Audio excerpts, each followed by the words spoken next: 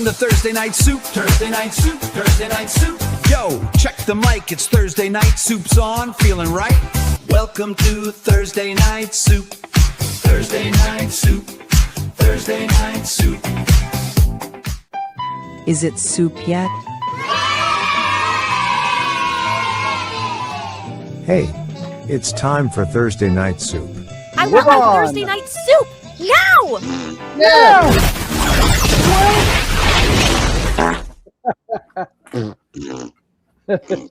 And we all had short hair back then. Yeah. This is true. Oh, Oh, hi. And it's time for Thursday Night Soup again. It is. Aren't you glad? Yeah. The world's most famous Thursday night silliness session. Yes.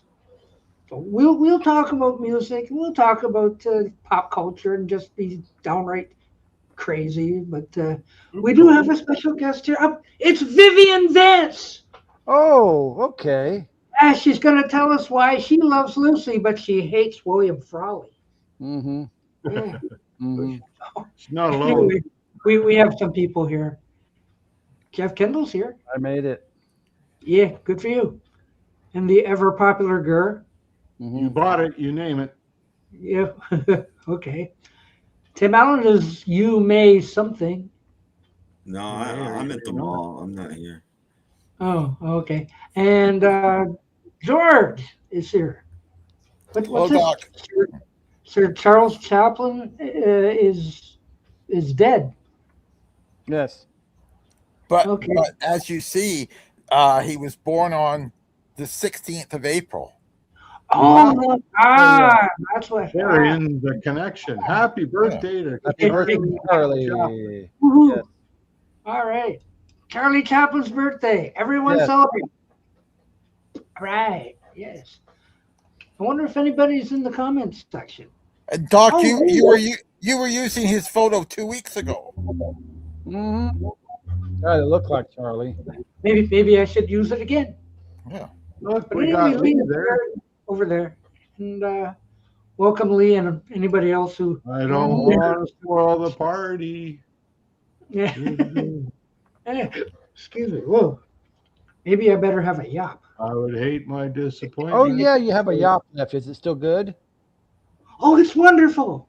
I mean, because it was 40 cents off last week, and now it's a couple of days Yeah, after. I know, but I gave it to Boo Boo. Oh, so Boo Boo's got it. Okay. He's got it all right. Mm-hmm. Uh-oh. Yeah. Did it turn green or what?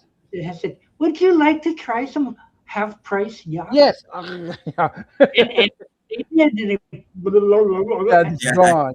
I guess He it's probably didn't even taste it. Yeah. Yeah. Oh, it's Boo Boo gone. turned green. Boo Boo turned into the Hulk. Or in Yeah, this it case, did. the bulk. Oh, Look, hello. my daddy is here. Oh. Hello. Good evening. Hello there. Hello. Wow, I know. I can use that. Yeah. Yeah. I hardly use that anymore. I have to scroll to find it. Hello. Yes. Yeah. Did it work? I think it did. Yeah, All I yeah. heard is, oh. When it's spoiled, it's always True. cheaper. This is always true. Well- There's a twang to it. Well, it was on its date, the expiry date. What is it? Last week, or was it? I mean, No, was it off when Boo Boo They bought had it. it? It was on the day of the Oh, okay. expiry. Okay. So you, Yeah. well, okay. Is Boo Boo okay? It tasted fine to me. Well, of course, it was mermaid flavor. Ooh, Back in my college days, I knew some girls that were spoiled. Man, they weren't cheap. Uh-huh. we're not going to talk about my college days. Well, I didn't die from it, and I don't think Boo Boo did. So, like, when you see these expiry date things, like, they're okay. Yeah. Unless it's like years difference. It's just the last day they can sell it. It doesn't Yeah. mean they don't have a calculator that can a computer that can figure out exactly when it will go rancid. I mean, they just have to stick a date on it, so they do. That's why no one's legally allowed to use the term expiration date. It's now just a suggestion or recommendation of best before date. Best I mean, before is I what don't- we get. Yeah. I don't know if you've noticed, but if you buy a bottle of water, it has an expiration date on it. Now, all the Right, water right. on this planet has been here for billions of years, and yet Water's water expired? has an expiration date on it. I guess. Yeah. Kind of makes you think, Yeah. doesn't it? Yeah. Because You it can get has that to. with The that government water says it thing. has to. So they Oh, put okay. one on it. That's Can't why drink- people die. They're drinking old water. Yeah. Yeah. You get old doing it. Got the I taste hear bud. some new things about the about us today. You know, like new things bought. And I hear Jeff Kendall has volunteered to show us what I did.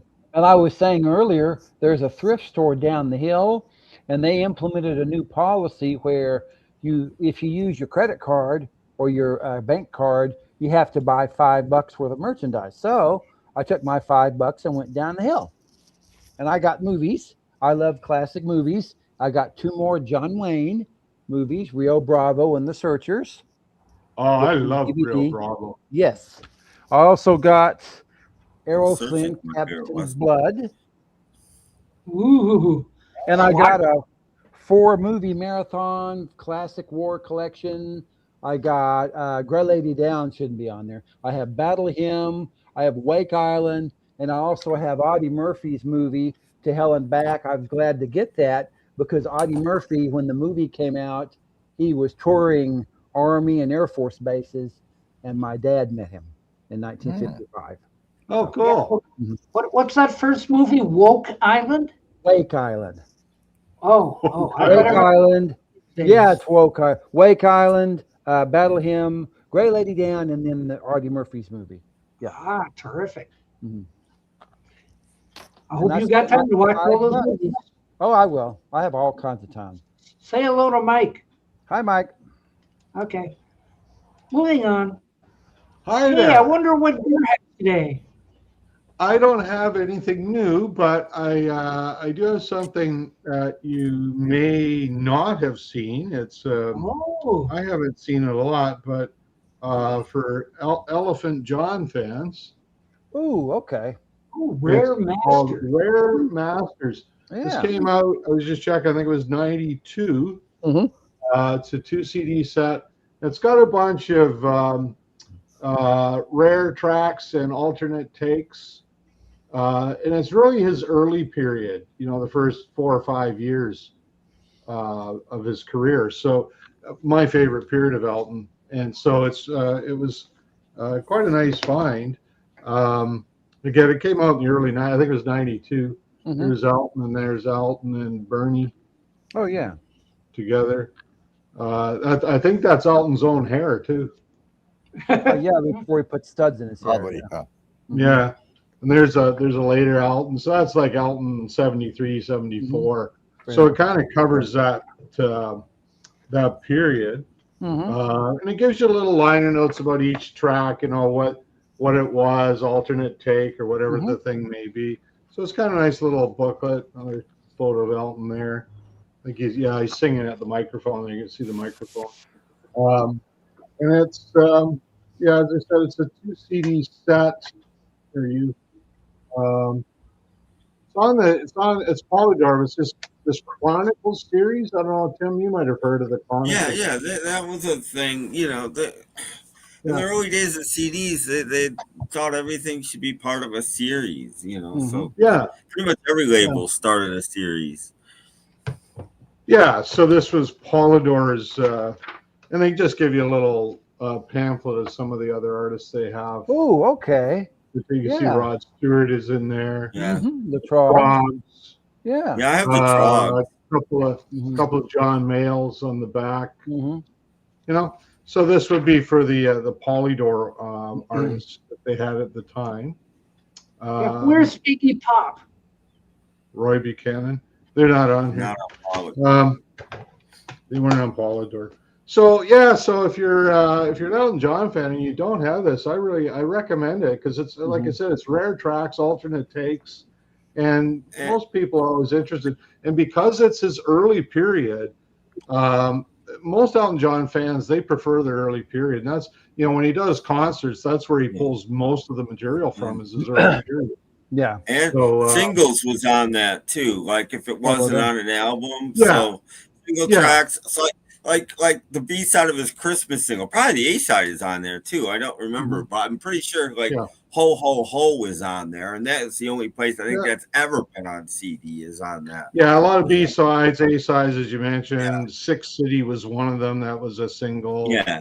I won't go through the list. I mean, you can pause and look later if you want to read and get it focused here. You can actually read it. So good collection. If anybody is an Elton John fan of his early period in particular, really recommend it. It's actually quite good. It kind of completes the collection in a way. Now some of this stuff may have been released on different things since. Yeah. But you take what you can get. This was 92, so there was a lot of rare tracks that weren't available on single compilation at that point.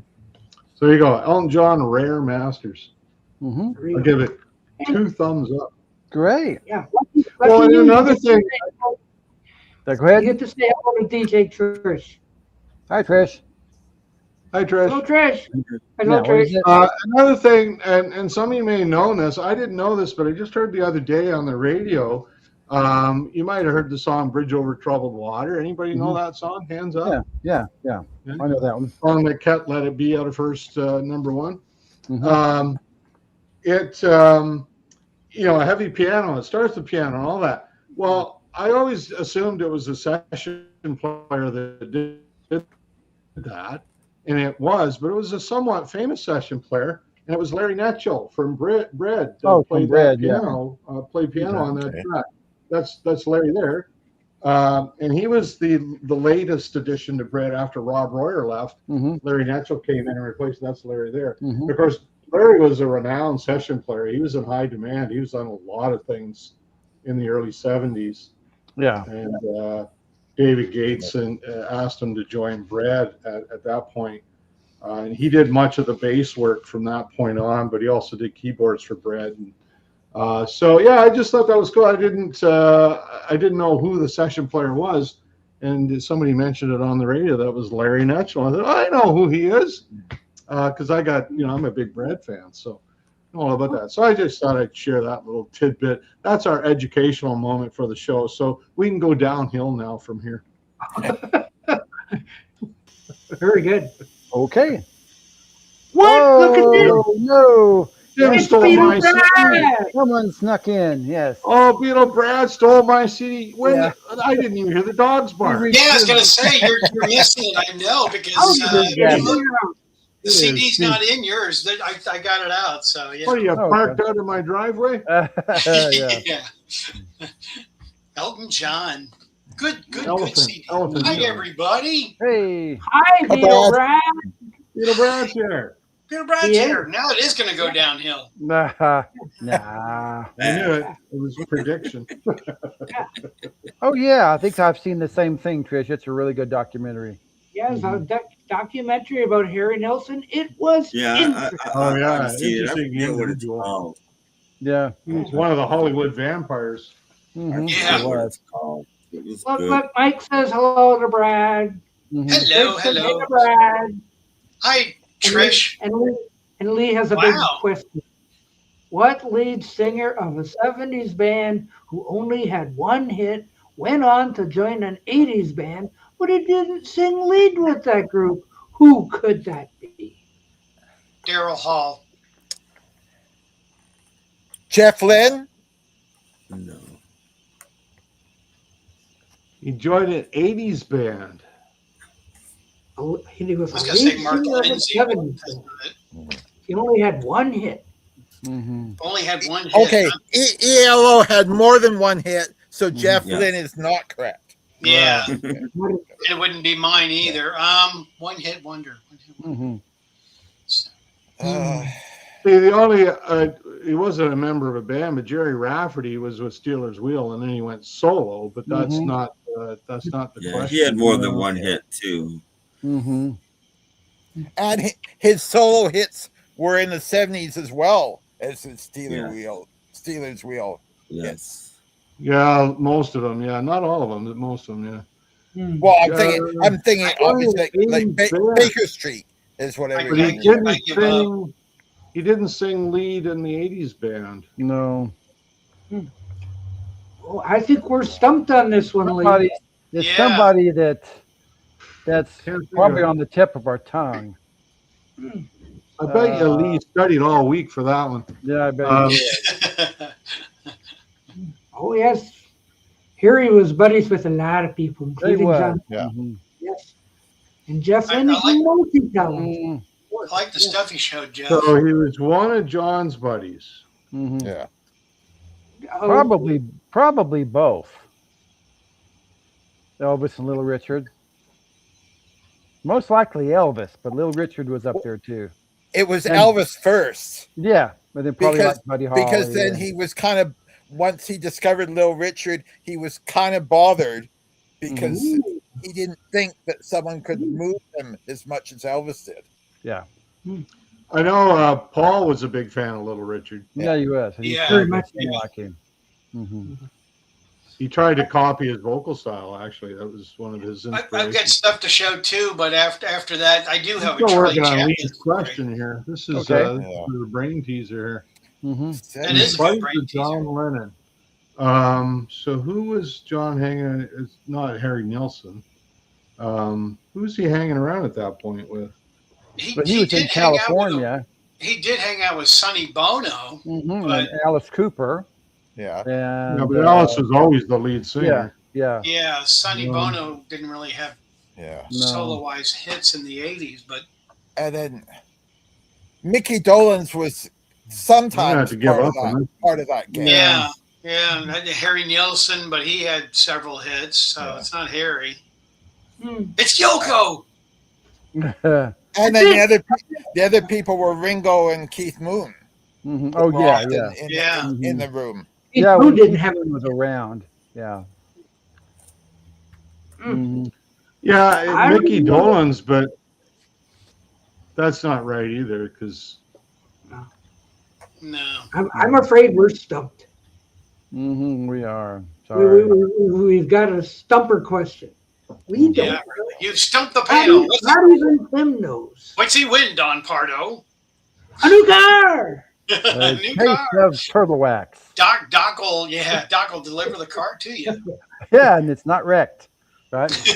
Not yet. And some Niagara spray starts. Yes. Yes. Okay. But I Oh. got stuff to show, but I got a Charlie Chaplin story when you guys get done because you're talking Okay. about Charlie Oh, Chaplin. yeah. Ooh. I don't know. Tim Allen was just about to show us something, wasn't he? Okay, no, go ahead, Tim. Yeah, go for it. I'm still working on this question. I keep coming up with groups like Asia or something, but I can't think of anybody in Asia that had a hit in the 70s. But I think it's going to be somebody like that. they I don't they know. list Keith Emerson here. Yeah, but he didn't have any solo hits in the 70s. I don't know anybody. Well, no, it didn't say that. It was a band. It was band hits, and then two bands another Okay. song. Well, that's a good question, though. Yeah. List Keith Emerson is one We of have a them. good answer. Mhm. Yeah. Yeah, is it John Wetton? Is it? No, John Wetton sang, so it's not going to be John Wetton. Mhm. I don't know. We don't know. Anyway, I can show my two items if you like. Yeah, may as well. Go ahead, Tim. Well, last week I bought, or Thursday, whenever it was, I found a Barbara Streisand movie that I'd never seen, and I found another one, What's Up, Doc, which is funny because on Mayo's Mayo's movie show, they were asking me about this. They got the movie I showed last time confused with What's Up, Doc. Well, now there's What's Up, Doc. So What's up, I'll dog? be seeing them both eventually. Oh yes, yes. There's Babs. Uh-huh. And This has been in my thrift store for over a month, and I wanted it for one movie, but I didn't buy it because there's 3 films on one disc. That's Oh yeah. not quality. But I wound up buying, and I've since watched them all, and they all look fine. But this Charles Bronson collection, I wanted Oh it yeah. for the mechanic. But I've also seen Assassin and Messenger of Death, and the mechanic's good. There, the other 2 are Charles Bronson movies. That's all you can say about it. Messenger of Death. Sure, it's not a film about my ex-wife. No, they're the bottom 2 are 80s. Charles is getting a little older in the 80s, and whatever. But anyway, that's it. That's all I got. Is 2 movies. Trish says, "Hey Tim, it's okay to cheat when your brain locks up. Ask Siri." I don't have Siri. I don't do that sort of technological stuff. I don't think this guy was part of the Hollywood Vampires. I'm just saying. No, the answer is the lead singer of the Ides of March, who went on to join Survivor. Okay, yeah, you got it. Really? You got us this time. So what's his name? Jim Peters. Yeah. I've never heard of him. If he's somebody that we've never heard of, we probably weren't going to get it. Well, I've heard of him. I've heard of him. It would be suspicious if we name someone we don't know. I've heard of Jim Peterson. He was the guitarist for Survivor. Like he wrote. He was a singer for Vehicle. Okay. I didn't know he's hanging around with Lennon. That's interesting. Oh, okay. That's I never knew that. Wow. So you do learn new things here. Hanging out with John Lennon in '82. Oh, that's interesting. Yeah, that's really interesting. You must have owned a Ouija board. Yeah, really. Is somebody working witchcraft in your life? Yeah. Oh, that one guy, yeah. Crazy stuff. All right. Why don't we educated? Was there a comment saying that as a clue it was someone who was buddies with John Lennon? Yeah. Or was that just? Okay. I think that was unassociated comment. Yeah, his. That was comment about Harry Nilsson. Yeah, his California. Well, I don't know. Okay. I don't know if Jim Pedersen knew John Lennon or not. I don't know. He wasn't part of the Hollywood Vampires, but John had more friends than that. Yeah. But his name has never come up in any stories about that period. No. But that's okay. Yeah. Mm-hmm. And I wouldn't have gotten that. I mean, you could have given me $1 million question. I've got a good trivia question that I'm not sure any of you guys will know. Okay. Who later became a pretty good and pretty famous guitar player, played keyboards on one song for the Yardbirds. I'm not going to tell you the song because it might help you. I know it, I think. I think I know. Well, should I say it? Sure. Yes. The single was called "Ha Ha Said the Clown," and Rick Nielsen played the organ. Yeah, Rick Nielsen played keyboards on the Yardbirds. Ha Ha Said the Clown. It's weird that Man Stood Man, the pop group, had an almost identical version of that song. It was a hit in England, but not for the Yardbirds. Nope. Yeah, no, he was hanging out in England and wound up playing keyboards on that song. He's not a keyboard player, never has been. Yeah. He's a has-been. What is he only playing with one finger or what?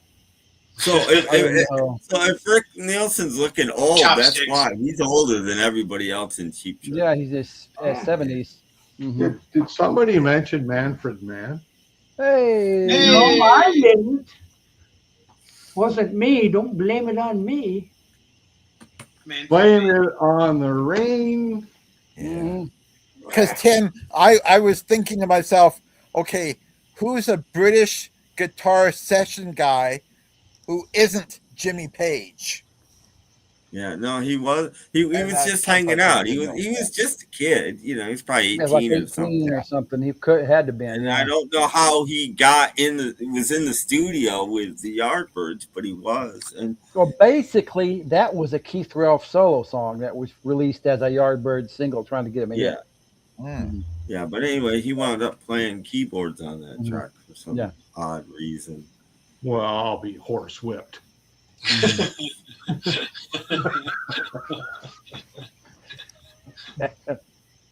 Okay. And that is why you read the little books that come in box sets and things. That's where I learned that. I learned that Sex America Cheap Trick box set. I learned that. This is true. That's the box set I don't read. Problem is, I can't read those anymore. Yeah, you got to get your magnifying glass and. Yeah. Needs a new prescription. You need better light and all that. So you take it outside, and then the sun hits it, and then burns the paper. And Yeah. Yeah, I got one too. gosh. Stop that now. Well, if you remember last week, the Queen and Tim had a little problem. Timothy, I have something to tell you.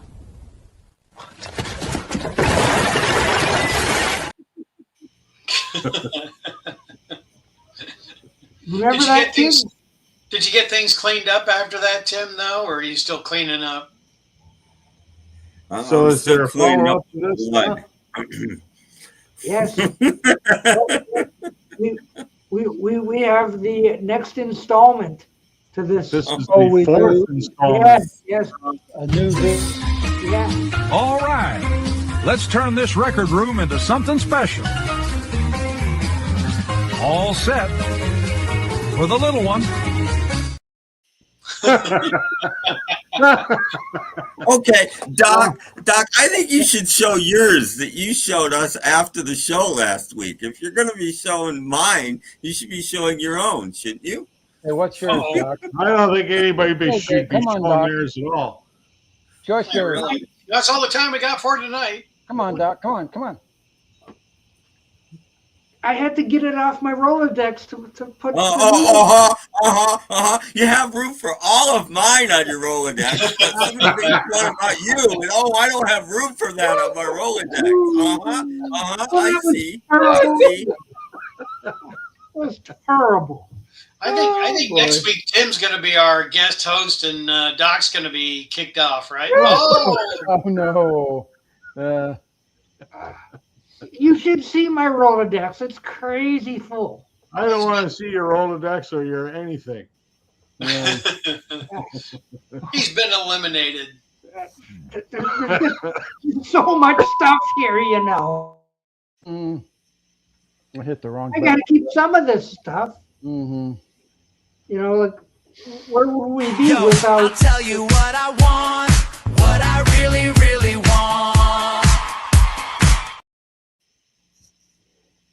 I keep this I stuff. like that Jeff one. and his I babes. know. I like that one. Great deal. Yeah, there isn't any of me, but that's Oh, okay. wait a minute. We lost Tim Allen. He's What back. Okay. Hey. You didn't lose me. I left. Okay. He's back. You left. Still there. Ooh. I don't know why you can't show the stuff that people make about you. You have to show the stuff that people make about me. Because it was awful. And those aren't awful. Those are wonderful. Well, I thought the one about you was wonderful. Tim, he didn't keep the ones about me either, so I got eliminated on those. Well, anyway, the answer to that question was Jim Petrick. Yeah. Actually, it's Peter Rick. Peter Rick. Jim Peter Rick. Never heard of him. How we He's doing? a survivor guy. He survives. Yeah. I don't know. He's a survivor. How do we get the answer to a question to somebody we never heard of? He must have Googled it or something. Whatever. Googled. Google. Yes. Yeah. Google. And they did Eye of the Tiger.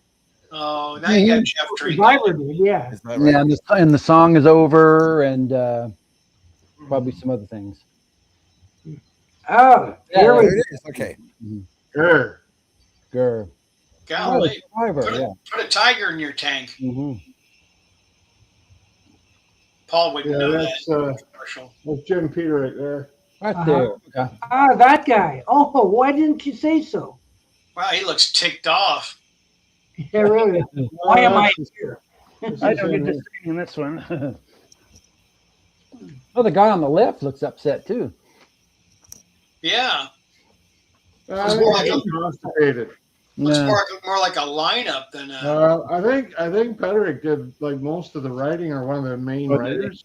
Mm-hmm. I think it's been a while since I looked at the record, but yeah, he plays piano, guitar, vocals. Mm-hmm. He's kind of the. Let's see here, get the writing credits. Yeah, his name's on all of the tracks. So. Look, you have a personal question to you right here. What is your favorite song by Terry Kath? I'm not a big Chicago fan, but I thought it was Perry Como. Perry Como. Probably something off the early stuff, though. Yeah, I was never a big fan of theirs. What's the one? Not Saturday in the Park, because I don't. That song's overplayed. Yeah. Old days. There's one that's a really I can't. It's a really heavy bass line in it. I can't remember what it was.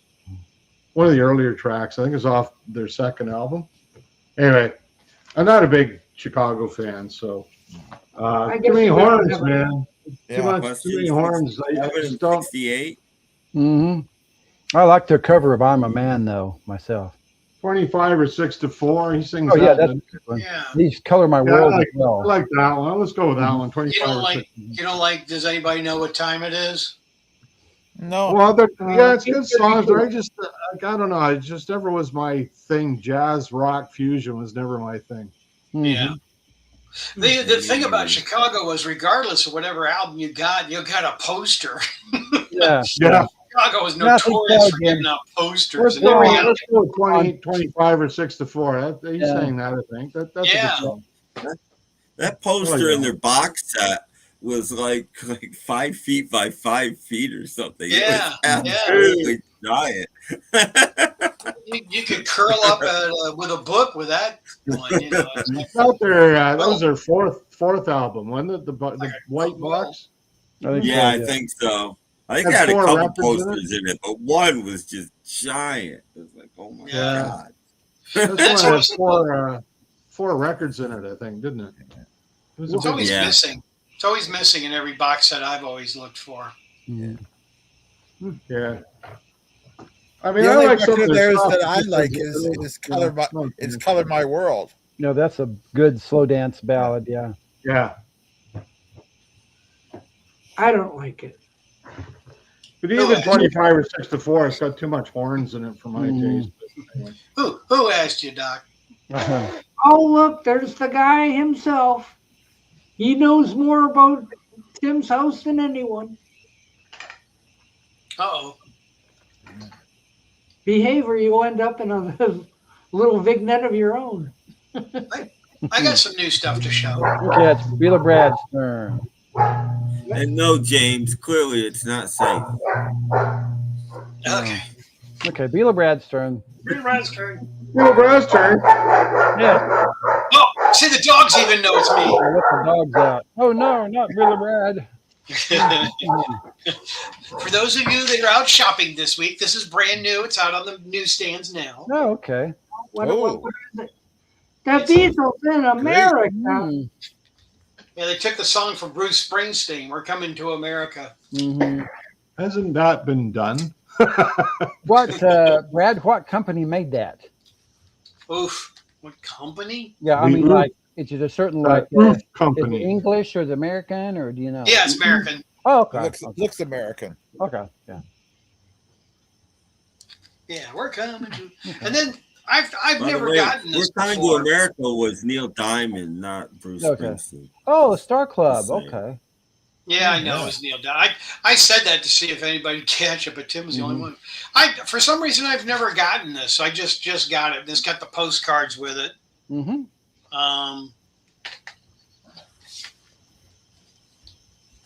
There's the barrels. Those guys. Shame. 5 of them. It's a shame only one person in the picture is alive. Yeah, isn't that amazing? Yeah.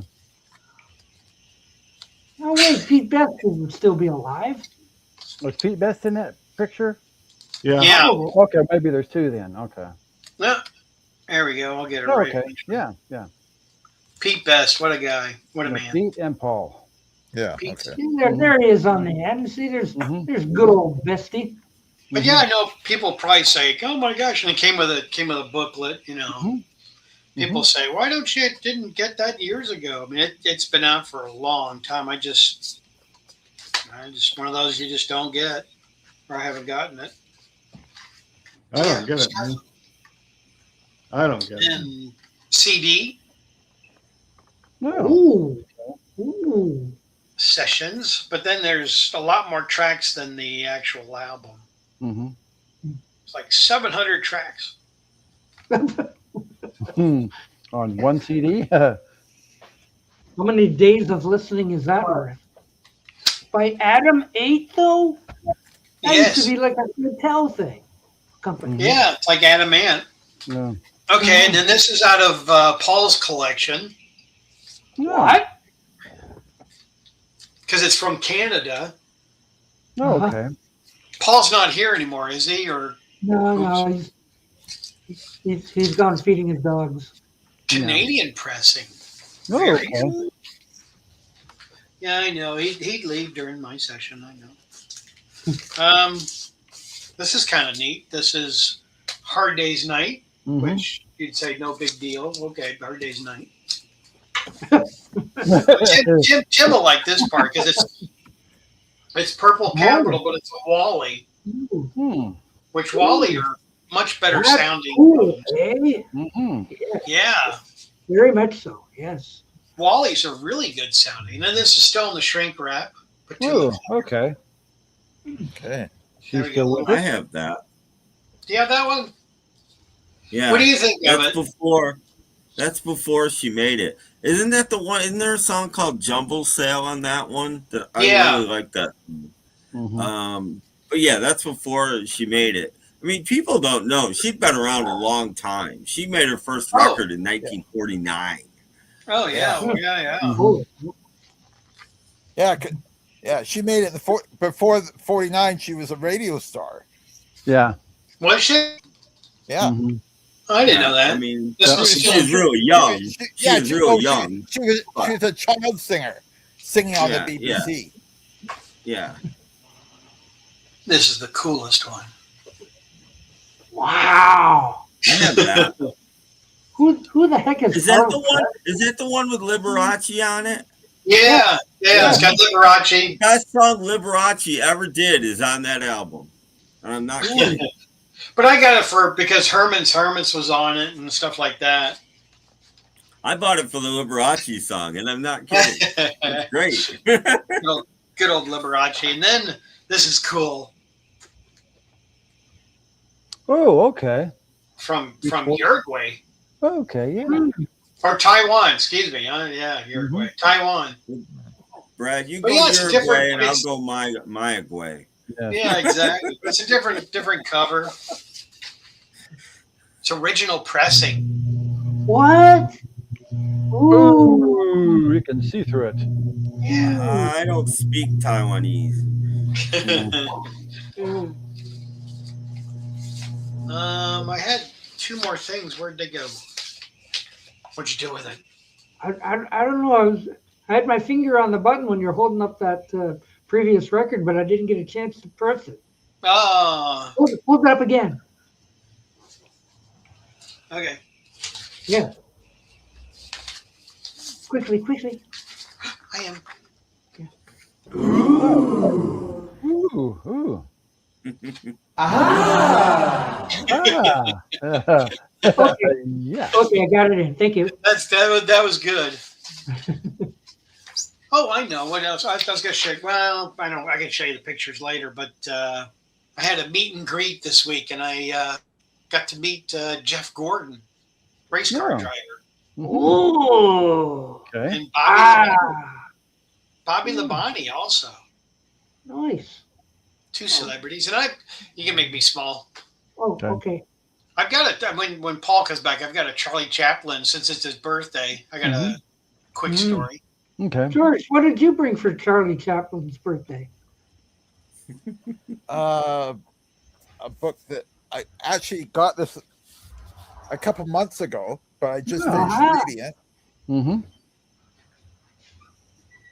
Oh wow, okay. It's likely the most recent Chaplin biography. Mm-hmm.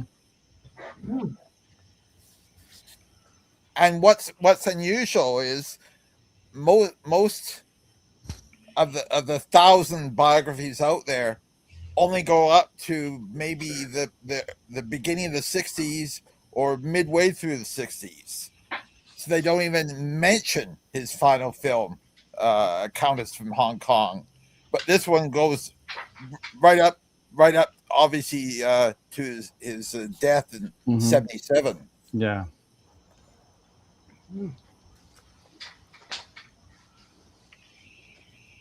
Hey Tim, Yeah. you'll like this. I made a new CD. What is it? Something is missing. The amplifier. He's it's an astronaut on the moon and drum set and all. But anyway, it's 2 CD that I made, and it's songs that you know and stuff like that of Birds, Dave Clark 5, Beach Boys, that kind of stuff. And it's like it'll be missing a track, like like an instrument, like the Beach Boys. It's got doesn't have the backing harmonies on. Wouldn't it be nice? I thought it was George Harrison songs without something. Oh, yeah. Oh, that'd be something. Oh, something It'd be very hard to play drums on the moon with. It would be. That's your arms wouldn't want to go down. That's a BBC. Yeah, really, arms wouldn't go down. But yeah, this is like a what is it? 4 CDs. But it's a lot of later stuff, which you hear a lot of the later stuff. I mean, 63, 64, 65. There's tons of that out there, but this goes all the way up to like 70. Wow. Beatles played their last BBC show in like July of 65. So how does it go to 70? They didn't do any BBC after July of 65. Well, it's kind of like they play the songs and they'll talk about Get Back and stuff like that, and they'll okay, but it's not performances because the song they played on the BBC. They only played 2 songs the last time they were on the BBC. The first one was Dizzy Miss Lizzy, and they ended their BBC run with Ticket to Ride. Yeah, that photo was taken back when the Beatles played their instruments like violins. Yeah. Yeah. But this is kind of neat because it's from Germany. It's 2 CDs and the whole thing on DVD as well. The concert. So that's kind of neat. Yeah. Why isn't Ringo's drum set upside down there too? I don't. Because it was on the moon. Oh, okay. Yeah, 2 CDs. It's on Keith's moon. Oh, hey, that was good. Yeah. Yeah. Yeah, that's good. So much stuff. So much stuff to show. But yeah, I thought Tim would like that my CD cover that I made. Yep. Yeah. I think you're using that AI stuff there, Brad. Who uses AI these days? Come on. Come on now. I don't know where you get that stuff. But anyway, back to my I Charlie used Chaplin. it once and it was interesting. Yeah, that's it. I was trying to find it beforehand, but I did since kind of quick notice of. But Charlie Chaplin, actually, a friend of mine owns Charlie Chaplin's Rolls Royce. He has a 1929 Phantom One, and that's what Charlie Chaplin owned. Mm-hmm. And that was our drive-away car when Diane and I got married. Wow. Yeah, so that was kind of neat because it's Charlie Chaplin's car. It was originally his. But don't tell him I've got it or that my friend's got it. It's a secret. Well, I think he left it in L.A. in '52. Oh, okay. Then we're okay. When he left Switzerland. the country. Yeah. So he's got Charlie Chaplin's car, and he also has Carol Burnett's car also. Well, Brad's got a history of this stuff. He's the guy that traded the cow for magic beans. That's right. That's right. Technically, Chaplin didn't leave America. He just went on vacation and found that they wouldn't let him back in when he came back. So he didn't have a choice. It's not like he fled. He didn't want to leave. No. He obviously scheduled a trip to the UK. Obviously months before. So he applied and received a re-entry permit. He sailed out of New York, and while he was in the middle of the ocean, they said, "We've canceled your re-entry permit." Yeah. Like I said, he wasn't planning on leaving for good. Yeah, I'm a huge Chaplin fan, by the way. I mean, I'm a huge Chaplin fan. So Good old Charlie Chaplin. Mm-hmm. I think the same thing happened to Jerry. I think the same thing happened to Jeremy Geldwax. That's why they had to replace him. Yeah. But they were happy with that one. Too many bites. Oh man, I'm gonna be last here. I think I'm gonna be last. I'm just wondering how long this show will last. Brad, you've got a question there. Oh, yeah. Your wife sent you for milk and bread, but you bring back Beatles records. How do you explain that to the wife? This is true. Yeah. Well, like you said, he traded the cow for magic beans too. Yeah. Well, that's when I buy the albums like Paul was showing. I go and buy the bread albums. Oh. Diane said, "Go get bread." I'm like, okay. Now you know why Brad has so many copies of Milk and Honey.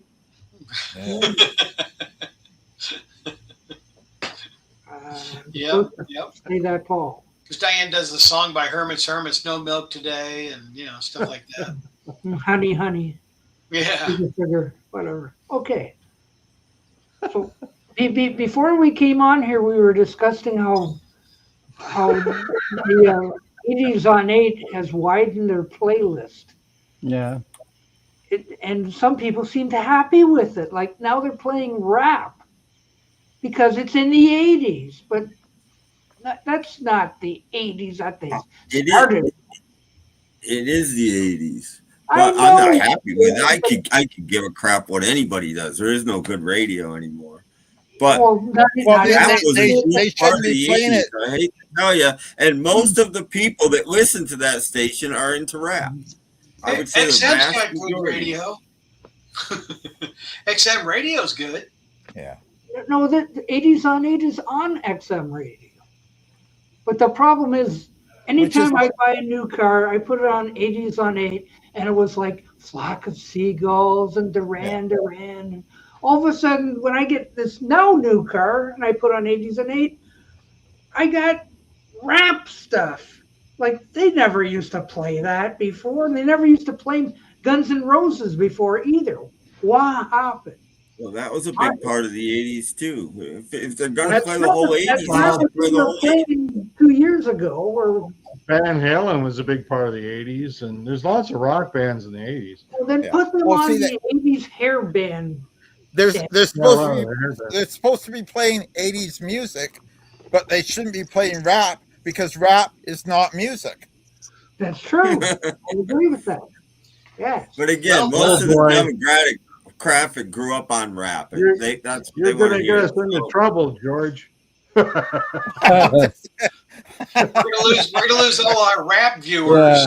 Yeah, you're chasing away all our rap viewers. Yeah, you're really Yeah. you make us crash and burn here, and the show's not even over. That's 0.1% of our audience. That's if you round up. Yeah. Exactly. Exactly. Well, I was just trying to throw out some red meat for the viewers that genuinely like good music. Well, I George like red didn't meat mean as much what he as the said. next person, but You're not going to get any debate from me on what I don't want DJ Jeff and the Jazzy Prince or whatever. Well, Doc, I tell you, like I said, there's almost no good radio left. Even pay radio isn't good anymore. Right. So, well, I'm always disappointed in Sirius because they're just playing the same songs over and over again. The radio's done, and they've done it to themselves, and I feel really awful. There's one channel I've been listening to the last couple of weeks called The Spectrum, and they've got old and new stuff. It's just stuff you never hear a lot of. So I've been kind of listening to it. It's not really my kind of music, but at least it's different, you know. I think you should be listening to yacht rock. I only listen in the car, you know, anyway. So you know. Yeah.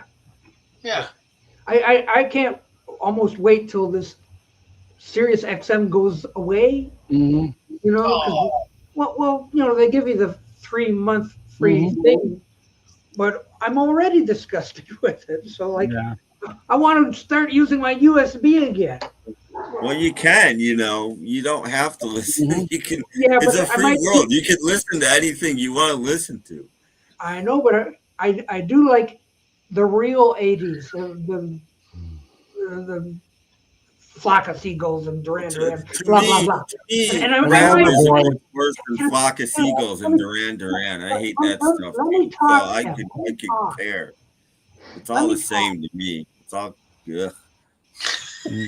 Okay. You can always mute them. Yeah. Good answer. That's okay. You can, because I'm not coming back again. This is my last show, so you can do whatever you want. Now I forgot what I was going to say. That must have been really good. Oh my gosh! Wow. Oh! I've got it on there so in case they play something that I haven't heard of or forgot about.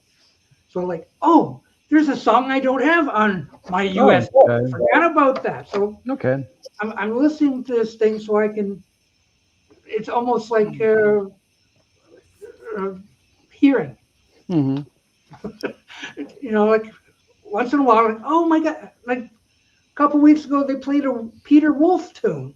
And I went, oh my gosh, I haven't heard that in 40 years. Peter and the Wolves.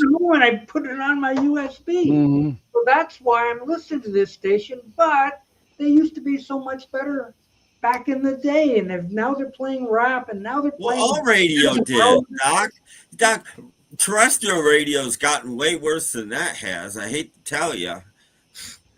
All radio has gotten bad. Wait till Paul's new rap album comes out. Yeah. Please no. Yeah, really. I don't remember 80s on 8 being this wide of playlist. So I'm disgusted with it.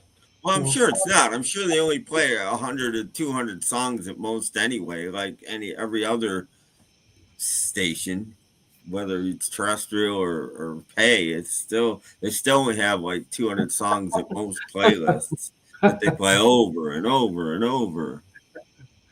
The day Tim leaves is the day Thursday Night Soup dies. You can't leave. Well, if we're being held hostage, so are you. I'm gonna be serious for a minute. I'm getting tired of seeing my artificial face up there, and if I'm not here, I don't have to see it. So that's why I'm thinking. Do you keep your face in a jar by the door? What's that? What is that about? It's starting to bother me. a lot actually. I'm going to do something worse than Tim leaving. Especially when the host of the show won't show videos that they're making of him, but he'll show them of me. That bothers me. So I'm serious. Wow. You don't have a Rolodex of stuff and that thing was terrible. It was badly done. Since they're arguing, it doesn't matter. It doesn't matter.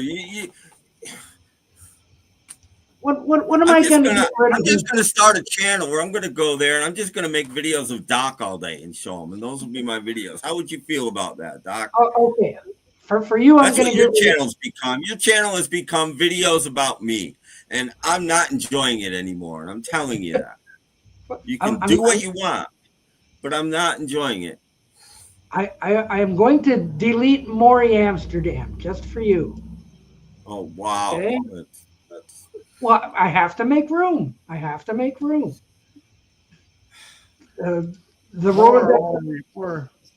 Rolodex can only hold so many. And when new ones come in, I have to kill something to put it on. Now, where is it here? You don't have to show them at all. You don't have to show videos of me. Well, they're good, though. Bye, guys. It was nice knowing you. Fine. Where is this damn thing? There you go. That wasn't at all predictable. Now you can show all the videos. Now, see what you've done, Peter Boothroyd? You're not helping. I had to search for something to delete just so I could go off and get this thing. Oh, sweet, sweet water. You know I got the cash for you. Buying my water, buying my cereal, happiest man in the store. Thank you kindly, a toothbrush in the box, a Tiger toothbrush. Oh, this day can't get better. Ew. I haven't seen that. Like, there's no story there. We had a story before. There's supposed to be a story in any of these? Yeah, I think he's upset. Oh, well, that's okay. He's entitled. Peter even says he laughs every time I watch closely. No, we're sorry. Well. So, what was I going to say? Yeah, now like the rock song. So where do we go from here? I was telling Doc earlier, I got to leave. I'm going out tonight, so I'm going to be going in a couple minutes. Oh no! But I'm not leaving mad, and I'm going to say that the worst thing, one thing worse than Tim leaving is me promising I'll come back. Ooh, that's. Well, before you go, I had something to show Paul. Oh. I even had new train stuff I wanted to show you, but the event I went to this weekend that I just did, where is it? Under Pressure.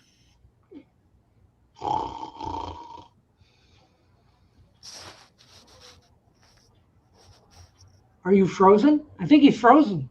Yeah. Oh, well, that's not good. Well, that's he can't believe what he's looking at. Oh, he's just looking. He's just scared you. Yeah, I started spinning there for a minute. Oh. You or the phone? Yes. Oh. No, but what I was saying was that the race that they had a historical race with vintage race cars, but they flew over with antique planes. Ooh. From World War II. Oh, cool. Neat. I used to go to air shows all the time. We had a great fun at those. I used to go with my dad to the air shows. They were pretty neat. Tom, if you're peeking, no, Peter great. is apologizing. They had. They used to. Well, one of the funniest experiences I had was at an air show. It was down in New York State and up in New York State. And it started pouring rain like you wouldn't believe, right? Look at airplanes. Oh, yeah, look at that. Looks like they got a... It's hard to tell what they are. It looks like they're getting shot down. Anyway, it started pouring rain, so everybody ducked into these big circus tents. They had like vendor tents where people were selling stuff.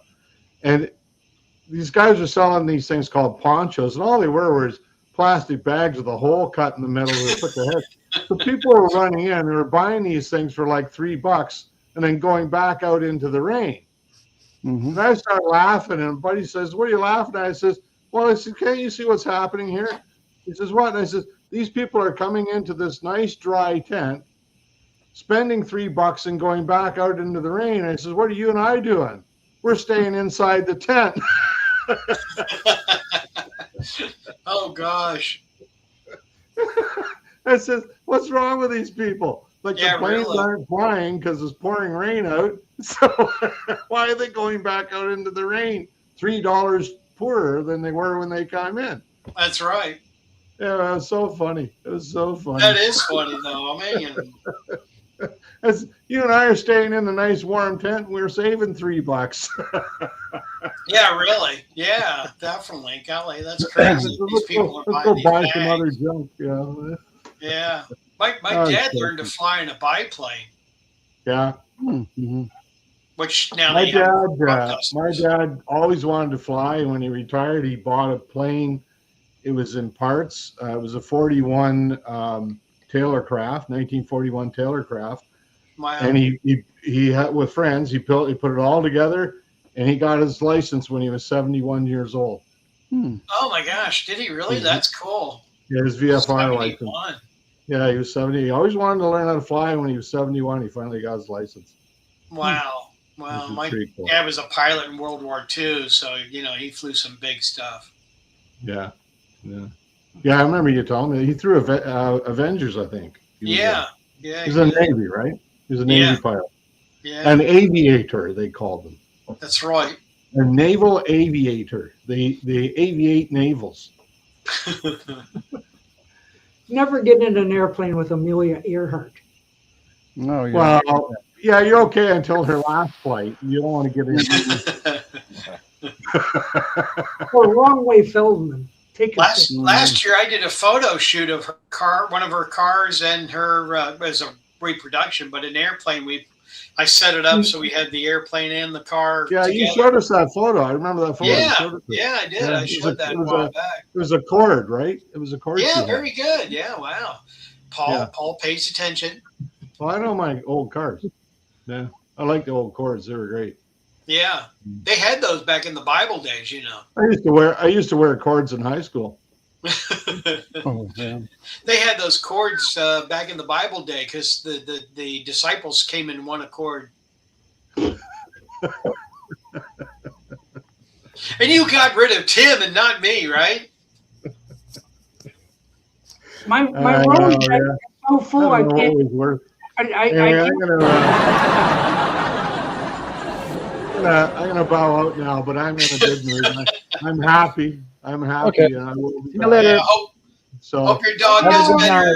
Yeah. Wow. Oh, I should just quick update on Brady. He was scheduled for surgery Yeah, on Tuesday. So I right. took him in 7:30 in the morning. They shaved his belly and they discovered he had a skin infection where they were going to do the incision. Oh, So that he wouldn't operate. He says, "Well, you got to put him on antibiotics for a week." So he's rescheduled to go in next Tuesday, this coming Tuesday. oh my gosh, So really? Brady pulled a fast one on us, and he said, "I don't want my surgery today." So yeah, he's on antibiotics for a week, and then we'll see where it goes. Okay. I know you're going to use that one accord joke, so make sure your wife really likes it.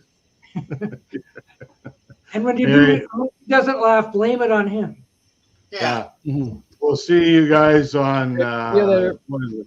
Sunday. Sunday. Sunday, the main event. I will have a beer in your honor. Okay. Wow, that's 4 Yeah, beers, good. guys. Hey, that's 4 of them. Hey. No, one beer in Oh, your one honor. beer for Yeah, all. one beer each. Okay. I gotta Don't drive drink it. home, Don't drink and drive. You might spill your beer. Well, that's it. I got to drive home too. So you That's know. Yeah, don't drink and drive. Might spill your beer. Okay, take care, guys. Bye, Paul. Bye. Bye. See ya.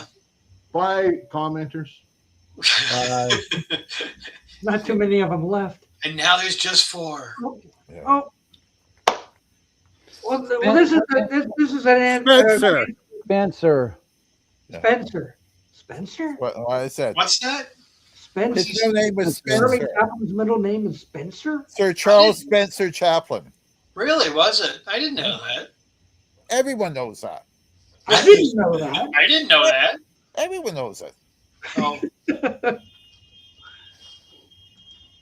Does James Farley know it? Or is he just making that up? So Hey, is Tim coming back or what? I don't know. He used to be the most famous person in the world. Mm-hmm. Charlie Chaplin. Yeah. Mm-hmm. Yeah, no, I've got pictures of his rolls. Well, like I said, my friend owns his Rolls Royce. I just was trying to find it before the show started. When you were talking about Charlie Chaplin, it's kind of neat. I don't know. These are all questions for George, I think, because I don't know. What does he have to do with the Addams Family? What does he have to do with the Addams Family?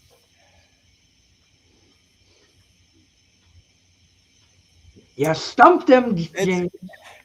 It's probably a reference to a member of the cast of the Addams Family. Oh, like maybe he was like something to Grandma?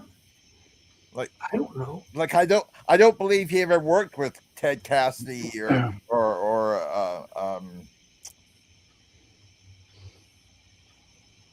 no idea. I was going to say Butch Patrick, but no. Uh-huh. Yeah, Jackie Coogan. Oh, was in The Kid. Yes. Mm-hmm. Oh. Yes. Yes, you're right. I should have remembered that Congratulations. myself, yeah.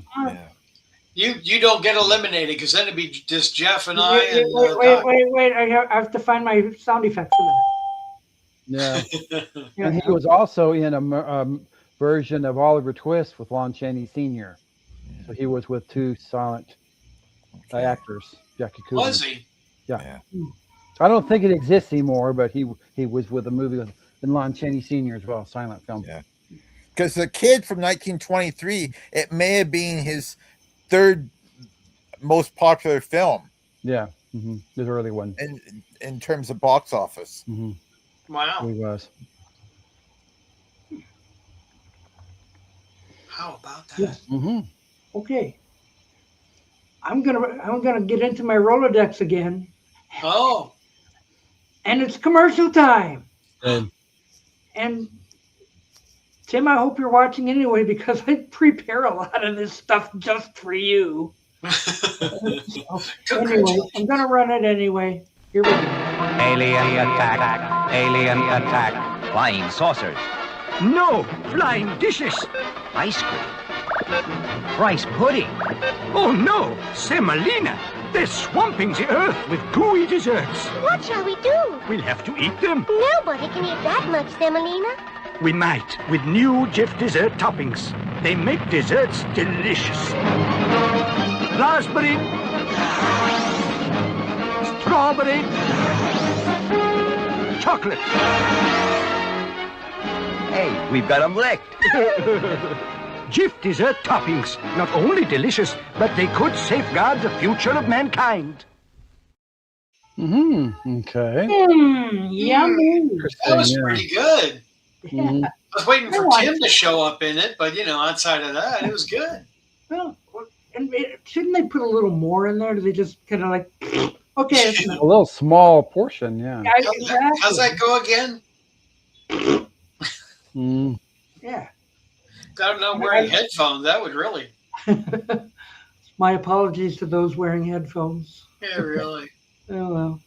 All two of you. Pauline is here. Hello. Hello. Oh, you can't blame Tim. He has been adamant about how he hates his likeness being used with AI and his wishes are not. Well, but they're so good though. It tells a story now. We've got a little bit of a continuity. Yeah.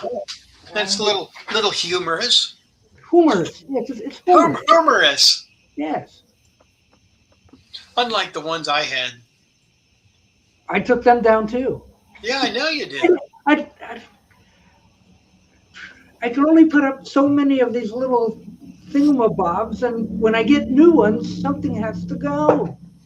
So You're out of here. well, exactly. And then, well, I keep the best ones. Yeah. Nobody wants to see the bad Oh, ones. sweet, sweet water. You know I got the cash for you. Buying my water, buying my cereal, happiest man in the store. Thank you kindly, a toothbrush in the box, a Tiger toothbrush. Oh, this day can't get better. Ew. It's just stupid. It's just stupid. There's no story there. It's a mess. I was going to say, let's see another one. That was fun. I don't know. It's all Queen. Oh, I like the Queen though. Do you have any of my cat videos? Me and the cats? Or have you got rid of all those?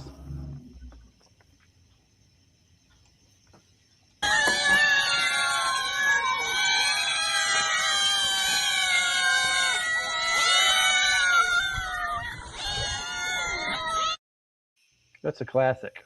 Yeah, but That that one was good too. That was a good one. That was a good too. So was this Techniques one. from 1978. Wow. Still works great.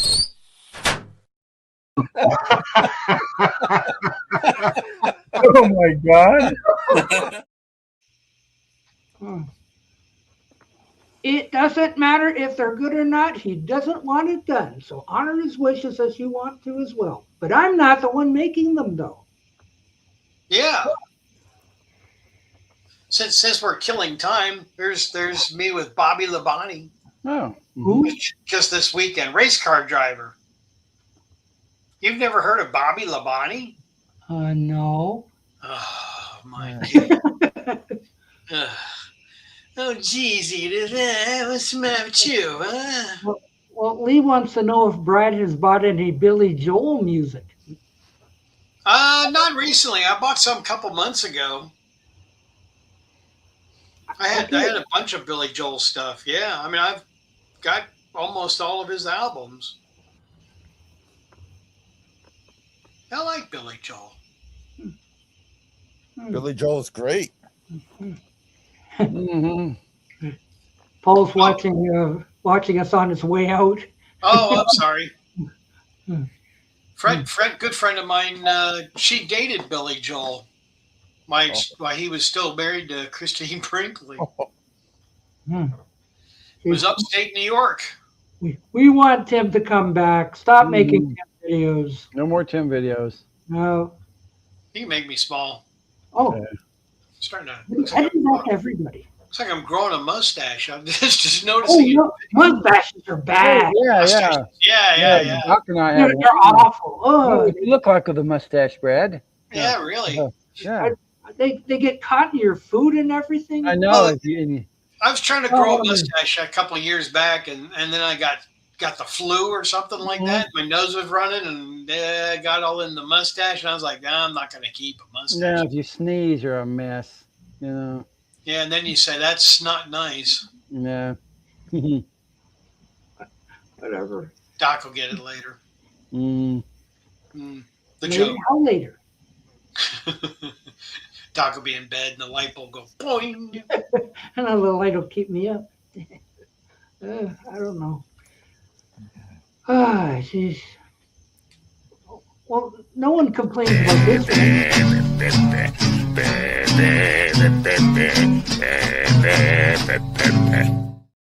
That's the worst video. Well, that's all about I'm capable of. Well, I know you said nobody's complained about it. That's why I thought I'd say something. Jane Carly loves that one. Wait a minute. Did you know the hair on your chin is the other end of the hair on your head? Except for Brad.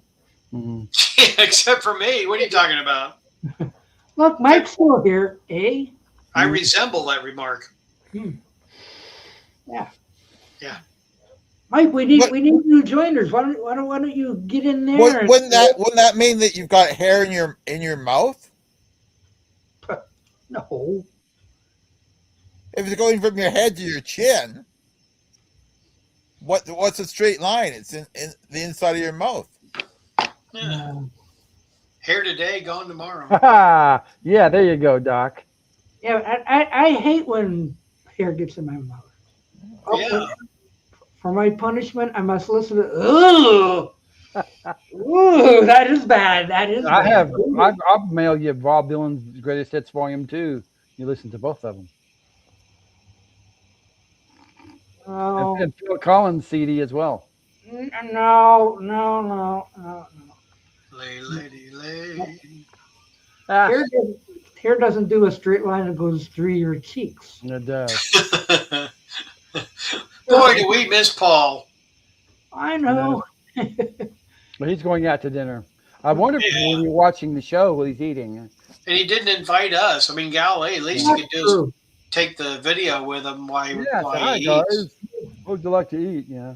His wife probably his wife would get steamed if she sees the video. I'll have to ask Paul where he went to dinner. Yeah, Sunday. Brad, are you not a Bob Dylan fan? Me, yeah. I've got several Bob Dylan's albums. I like Bob Dylan. Yeah, no, I've got his greatest hits, and it's the one that's got the hard poster. It's always hard to get. I have his 60s albums, a bunch of them. Welcome back, Tim. Hi, Tim. Mm-hmm. Hi. Welcome back. Welcome back, Tim. We missed you, Tim. Yes. I don't. Did you see the commercial I made especially for you? No, I didn't see a commercial that you made especially for me. I haven't been watching. Oh, well, I'm glad you're back because I haven't deleted it yet. Alien attack. Alien attack. Flying saucers. No, flying dishes. Ice cream. Rice pudding. Oh no, semolina. They're swamping the earth with gooey desserts. What shall we do? We'll have to eat them. Nobody can eat that much semolina. We might, with new Jif dessert toppings. They make desserts delicious. Raspberry. Strawberry. Chocolate. Hey, we've got them licked. Jif dessert toppings, not only delicious, but they could safeguard the future of mankind. Mm-hmm. Boy, they really went all out Did you for see that. that? When I found that, I says, that's a Tim Allen commercial if ever I saw one. That's really weird. Whoever wrote the theme for the Thunderbirds must make a lot of money because they use it and every time they use a commercial, they use the damn theme. Is that another English commercial? Oh, they're all English commercials. Oh, yeah. Okay, I thought it was. Yeah, it's English Thank commercial. you, Joe. But look, Tim, welcome back. Well, thanks. Oh, Tim is back. Glad you are back, Tim. And Olivia. I don't mean to be an a-hole. I'm just it is escalated to the point where I'm not happy anymore. Let's just put it that way. No more. No more. Yay, Timmy. Mm-hmm. I find stuff that I figure would amuse him. And I've got more too. So I'm glad he came back because I've got a big one that he should really enjoy, even though I'll probably get a copyright strike. But we'll see. Uh-oh. I know this is gonna be dangerous, but Nice long clip. That ought to give YouTube plenty of time to look for that one. Yeah, never heard that before. Is that on an album? Or did you make it? I found it on YouTube, and I was like, I know Batman is Tim's favorite show of all time. Mm-hmm. And I found that I got to get that for Tim. And I never knew about that one. The Riddler had a song, yeah. and the Boy Wonder had a song. I never knew that the Burgess Meredith had one too. I think that was good. I think that was a 12-inch dance remix. No, it's probably it's probably a 45 of some kind that came out. Like I said, Frank Gorshin had one.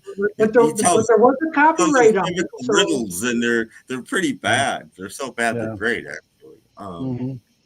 But everybody, that's one of the things I don't like about music now. Let me get out of that for a second. Whatever happened to novelty records? From the time records were invented until the late 70s or early 80s, even into the 80s, we had novelty records. Why don't we have novelty records anymore?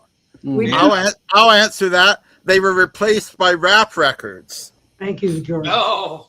I mean, because everybody had a record. I mean, my two favorites of that field are The Riddler by Frank Gorshin and Barbara Feldon did 99. Anybody ever heard that? That's along the lines of that Penguin record, the 99. Did Don Adams ever put out a record? Not that I know of. And he'd be one of the Burt Ward's is terrible. And Burt Ward has Frank Zappa involvement, and it's terrible. It's terrible, but it's funny now. But it's terrible. Yeah, there were all kinds of novelty stuff that back then. But when I found this and listened to it, I'm going like, I think that actually is Burgess Meredith on there. No, it probably is a record from. I mean, like everybody made records back then. Yeah, but I'm just surprised I never heard of it because, like I said, never heard of it either. I know the other ones. I know, but I've never heard the video that comes with that is terrible. Yeah. Well, yeah, it's just somebody just put some pictures up. No. I made the video. I did that. I made more video than the video was, because the actual video was just a static picture. Well, that's what songs on YouTube are. If I put songs up on YouTube, I wouldn't make a video for each one. I just put a picture up, there, because you're listening to the song. You're not there to watch pictures. Now, doesn't Weird Al Yankovic still make that kind of stuff? Or is he more than that? Yeah, but it's not the same. I mean, I guess maybe when Dr. Demento sort of retired, maybe that was the end of it. I don't know, but there's still more Dickie Goodman or anything. They play all kinds of weird stuff. There were so many great novelty records, and now they just don't exist anymore. I don't remember that being on the radio. No. Of course, by then I'd probably quit listening to the radio. So, no idea. But I agree with George. All the novelty songs on radio now are rap songs. Yeah. That's a novelty. No. That's got to be. What happened to Brad? He said he'd be right back. Is he having trouble? Oh no, he said he'd be back. Yeah, he is. Yeah. Who is that? Weird Al going out on tour? Yeah, Weird Al's going out on tour. Yeah, but I don't know if he's still making it's. I feel sorry for him because of the way music is. How do you make your living when you make fun of songs that you can't make fun of because they're already so bad that 20 years ago he was starting to have trouble. Now it's impossible to And everybody used to know the songs. Now if he makes some fun of a song, nobody's going to know it, so they're not even going to get the joke anymore. Yeah, he can't do a parody of a K-pop hit because no one over the age of 16 is going to know it. Exactly, and that's probably why he's kind of stopped, and because there's nothing, or do old. He can do oldies, but that's not good. He tried that in his early days. He did a couple of oldies. He got sued for.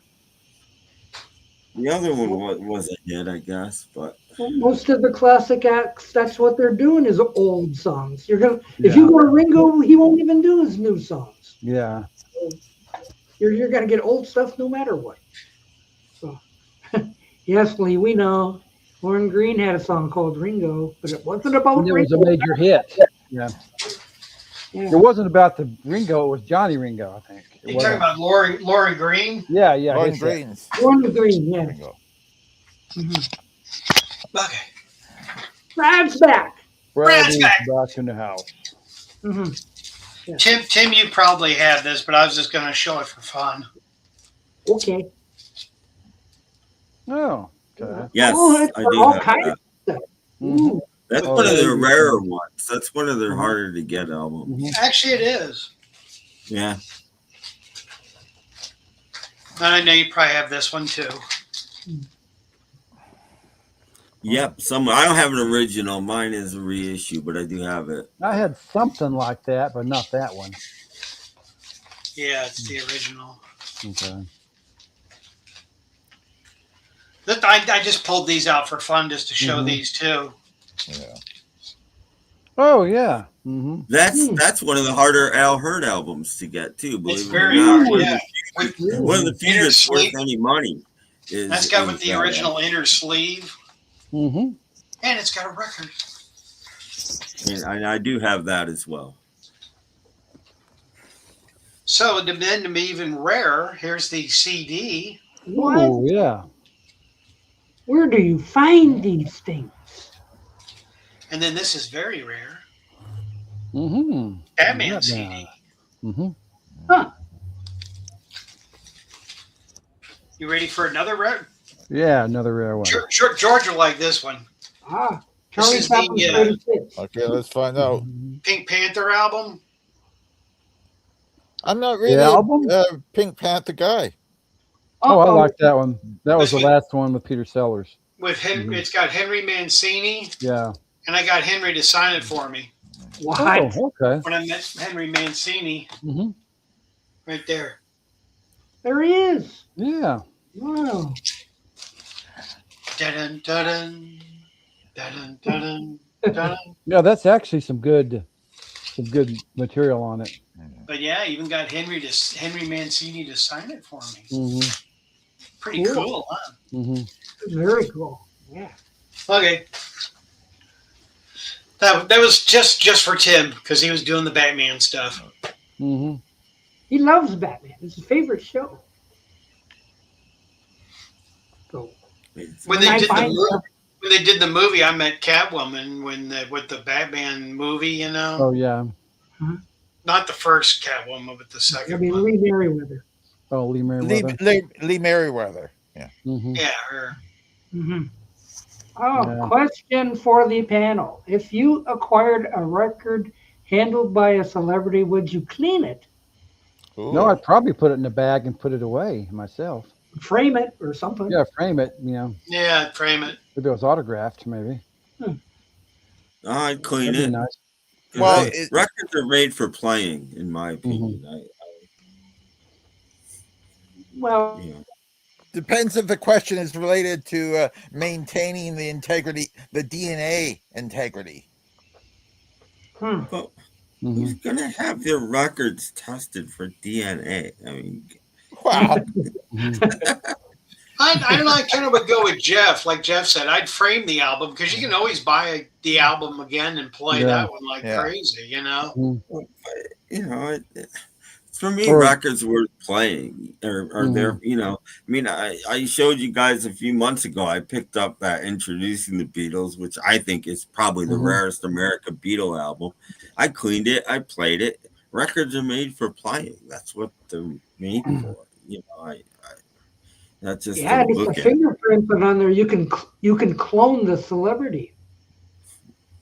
Oh, okay. That'd be Oh, and interesting. James Farley, I have a Charlie Chaplin question for you. What is the connection between Charles Chaplin and Burgess Meredith? Whoa! Wow. Here we were just talking or watching the penguin thing. Now we got a penguin question. Ooh. Tim, do you know? I don't. I can't. I don't think he was. Yeah, I in don't have a movies. clue on that. Meredith. Kind of think of his early career. Charlie Chaplin and Burgess Meredith. What's the connection? Yeah.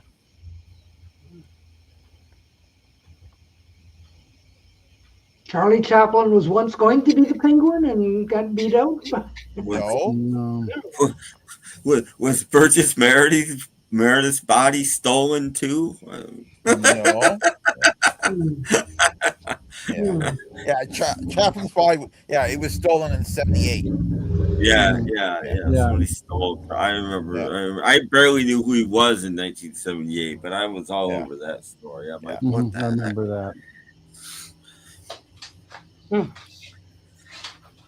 was Oh, gonna that's grab my Liberace 8 tracks to put in that.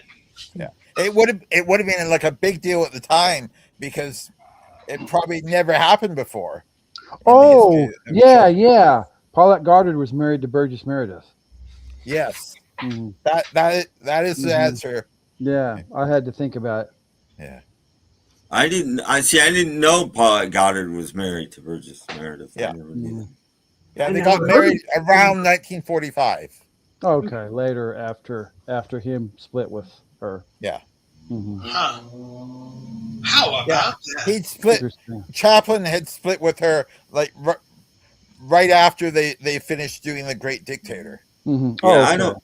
I don't mean to be mean, but it's kind of true. I mean, and it surprises me that Chaplin hasn't been canceled by all the young people in the world because basically, once a woman turned 18, Chaplin dumped her. I mean, that's Yeah. just the way he was. well. It's just he liked them young. So Except for his last wife. Yeah. Because he except had his his last wife. His yeah. last wife Yeah. was. I like his last But wife. what If what you've is ever seen- completely non woke about him is he dated a lot of youngish women, but he married them. Mhm. Yeah, yeah. No, he did. He did. Yeah. Learn something new every day. But yeah, there was a 3-part series the BBC did called Unknown Chaplain, and if you ever Yeah. want to see his wife, she hosts that, and she's Oh, wow. just I like watching it just because of her, and it's not like actually it's not his wife, it's his daughter. Excuse me, but his daughter Geraldine, looks probably. just like Yeah. her mother. Well, kind of a cross. You could see Chaplin in her too, definitely, but she looks a lot Yeah. like her mother. Yeah, I've got that on DVD myself. Yeah, Mhm. it's like watching. But Perfect. Una was 18 when they got married. Yeah. Mildred and Lita were both 16. Yeah, I think Una was 16. And when Paulette was about 21. Yeah, wasn't Una about 16 when she moved in with him? Yes, And but they lived got together married when they got later married on? when she was 18. Yeah, I'm just saying she lived with him a while. Yeah. And he was pushing 60. But as I No, always say, he was 54. Was he? Okay, well. Yeah. as I always say, different times. It Yeah. was different times, and this is what kids don't understand. It was different times. Mm-hmm. Solves everything. Yeah. At least Charlie Chaplin didn't rap, so that's okay. No, he wasn't a rapper. If he were alive today, he probably would. Boy, Yeah, that'd be really. interesting. Yeah. Him and Groucho Marx would be a pair. No. Yeah. That'd be interesting. No. It's the secret rap. But Charlie was a musician as well as everything Yes. else. He did. Yes. He wrote a song I guarantee everybody on this panel knows. Yes. Oh, yeah. Should Any I idea say what it is? Should I say the title? Smile. If you want, I'm Smile. sure you know, George, but if you want to. yeah. Smile. Yeah, Yeah, that's become smile. standard. Yeah. Smile, though your heart is breaking. Smile. Mhm. Charlie Chaplin wrote that song. Yeah. Mhm. Ooh. For the, what was it movie called? City Lights.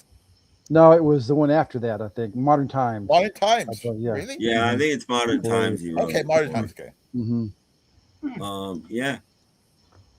Charlie Chaplin wrote Smile. He did, yeah. Yeah. And we're not talking about the Beach Boys album, Smile. No, not no. the Beach Boys album, the song, yeah. And This was you know, about 30 years before that. Oh, yeah.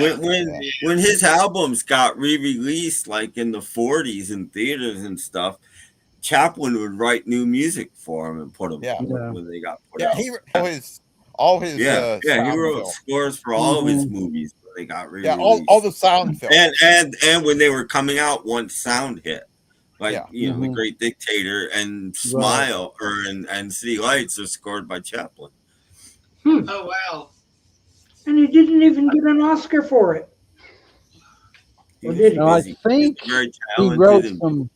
Didn't he write some commentary for a couple of his silent films, like the Gold Rush, and reissue it? Yeah, and I don't like those versions, to be honest. I don't like the reissue of Gold Rush. And he put 3 of his shorts together. I forget what he called it. And The wrote Chaplin music and Review. those, some commentary and stuff. And I'd rather just see them as they were. But Yeah. he was just trying to update them for modern audiences. And I'm sure in the 40s when he was doing this, or the early 50s, the audience would have appreciated that. So, I get why he did it, and I'm sure it helped his career and all that kind of stuff. But by today's standards, I don't like it. But Jeff, you were mentioning, yes, in 1942, he did a narrated reissue of the with music. He scored it.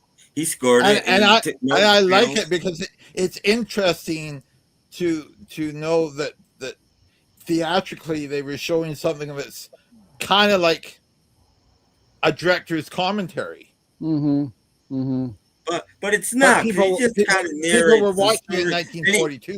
He took out little bits here and there that he didn't like anymore. For one of the reasons, and he changed the ending. Yeah, because he was bitter because him and what's her name got divorced. So he changed the ending where they go up and kiss and everything. He dumped that mainly because he didn't want to watch it, and I'm like, I'm not into that. But see, now we're in an age where you have a choice. You can watch either version. Yes.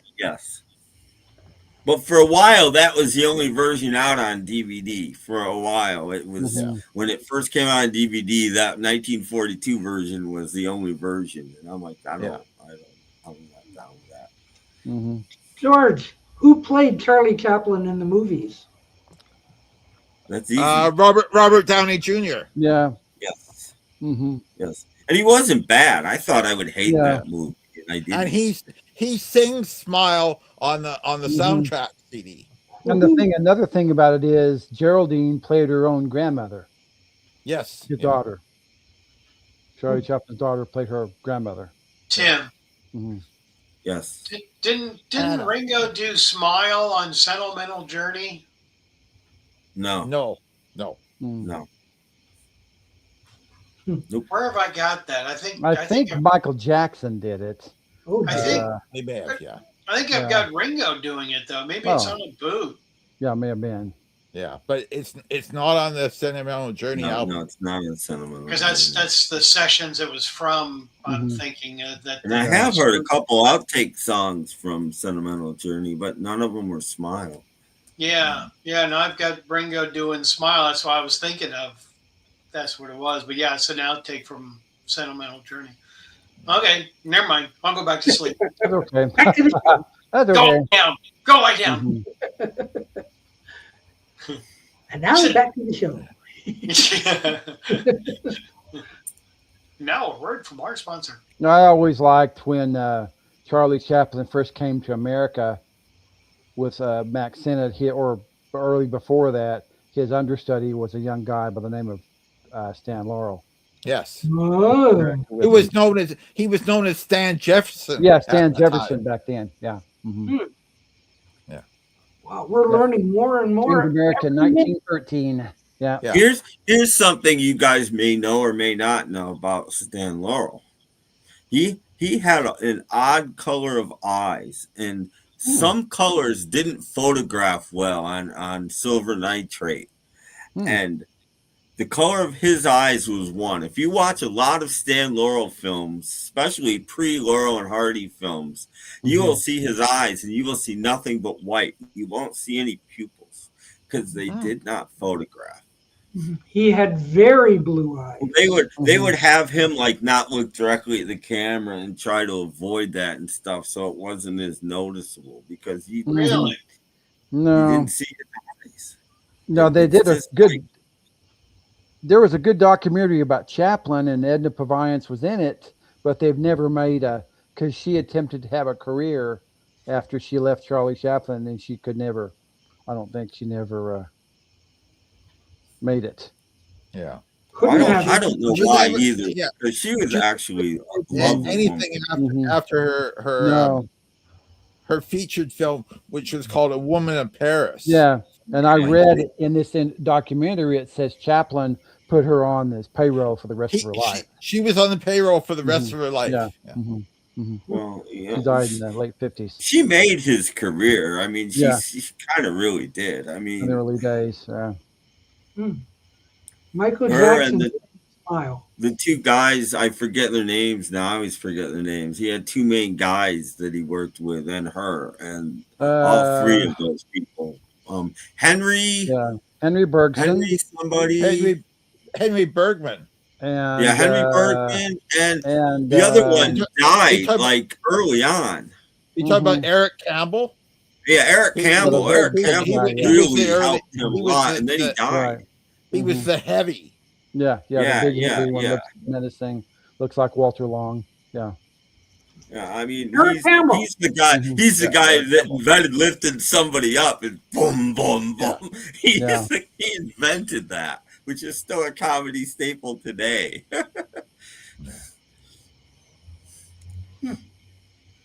Welcome to the Charlie Chaplin Theater. Yeah. Amazing. Throw us Yeah, a so question. Yeah. He would have been with them with SNA and First National. Yeah, yeah. Because I don't think he was in any of the Mutual? Keystone films. No, no, these no. mutual ones? I recently saw a couple of Keystones. I haven't seen that many Chaplin Keystones. I've seen about everything else he's ever done, except. Yeah, But the me too. Keystones are weird because he's not playing Chaplin. You know, he's just an actor in a film, and it's they're kind of odd. It's Henri Bergman.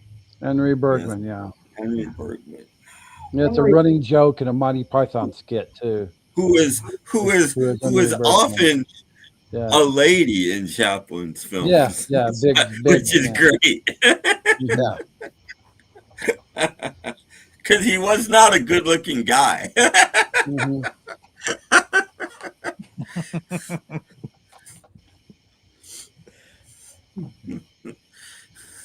Disgusting. Okay. All right. That's true. Now what? I don't know what next up.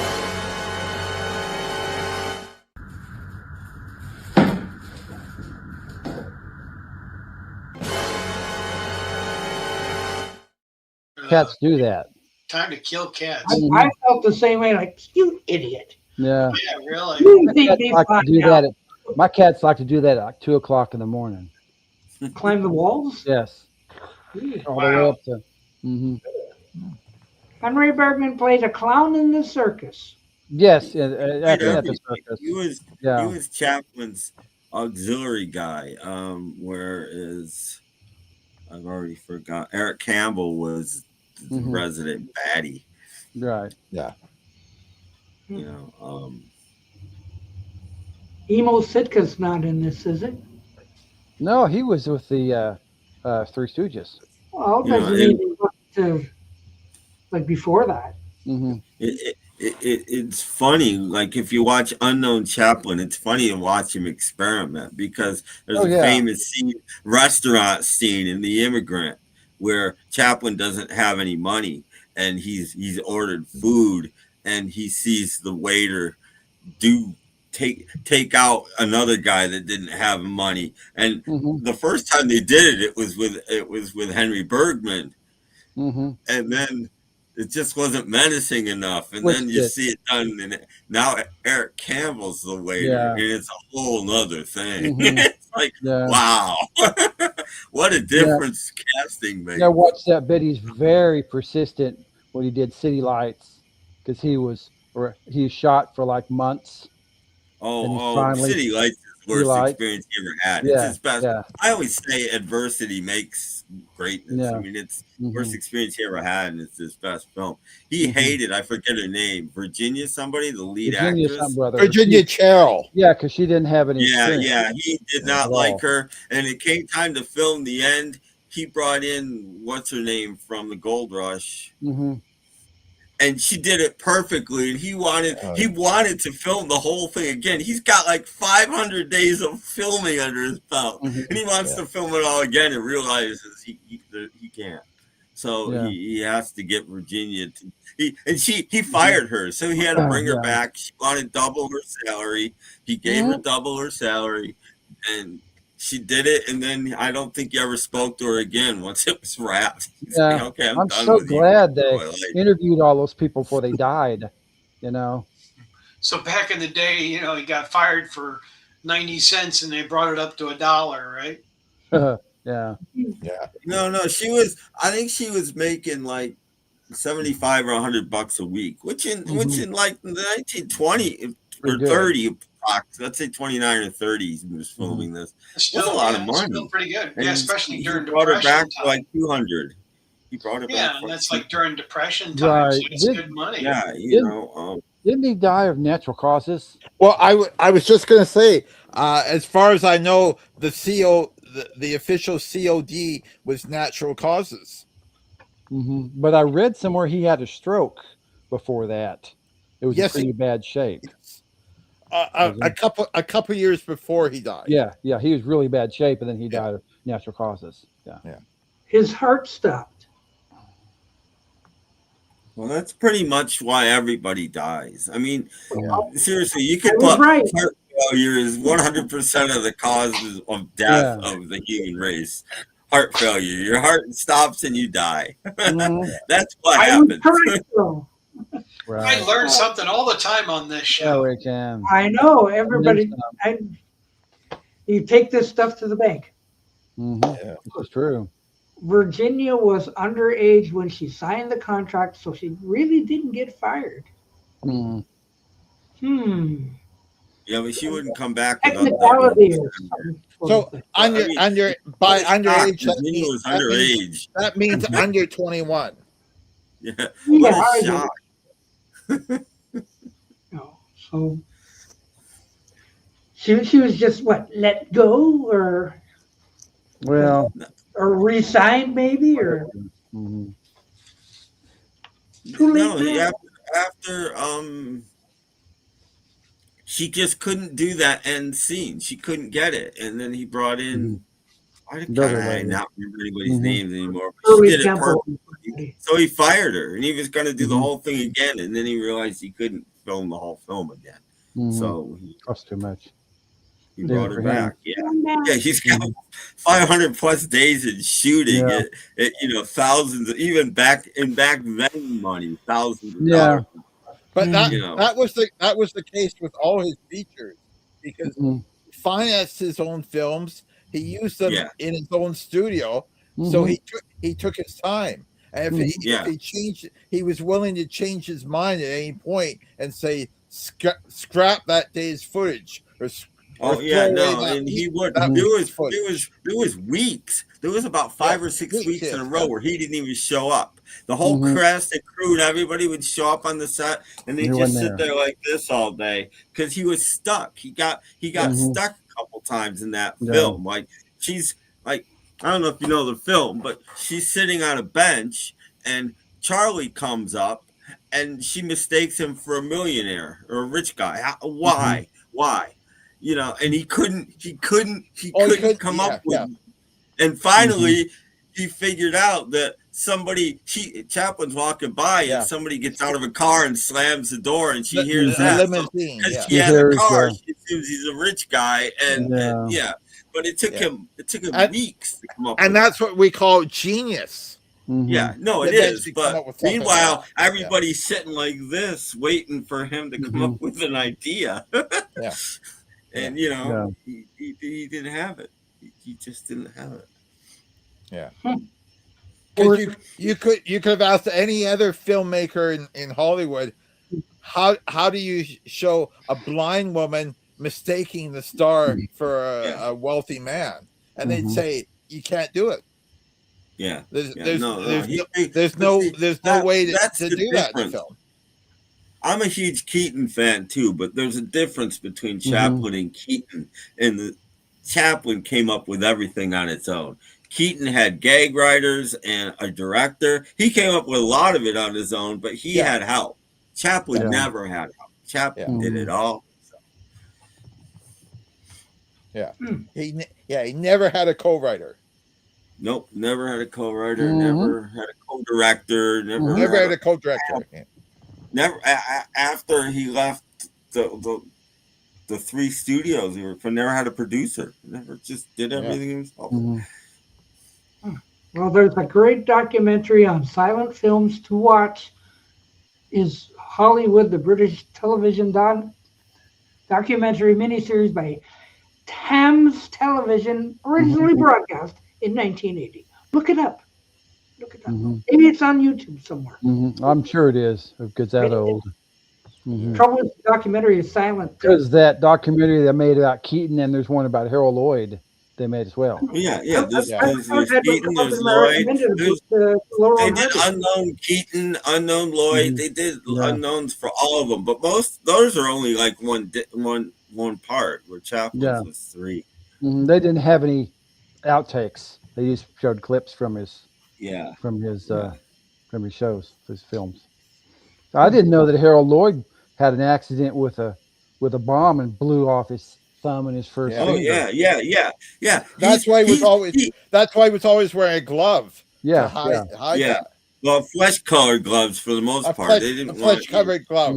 But yeah, and he's hanging off the clock with that hand with three. I mean, he's not a mile above the ground, but he's still hanging off the clock with three fingers because that's all he's got. Wow. Amazing. Eric Campbell has a connection with the Doc Chat. What is it? He was mentioned. Yeah, he was. Yay. I don't know. James Farley's just trying to distract us from trains. Yeah. Please don't. Don't even think about getting into trains. Oh, come on. The trains are so popular, though. There's a lot of people who like the train stuff. I just got to. The wonderful world of trains. That's good. We avoided it again. I know.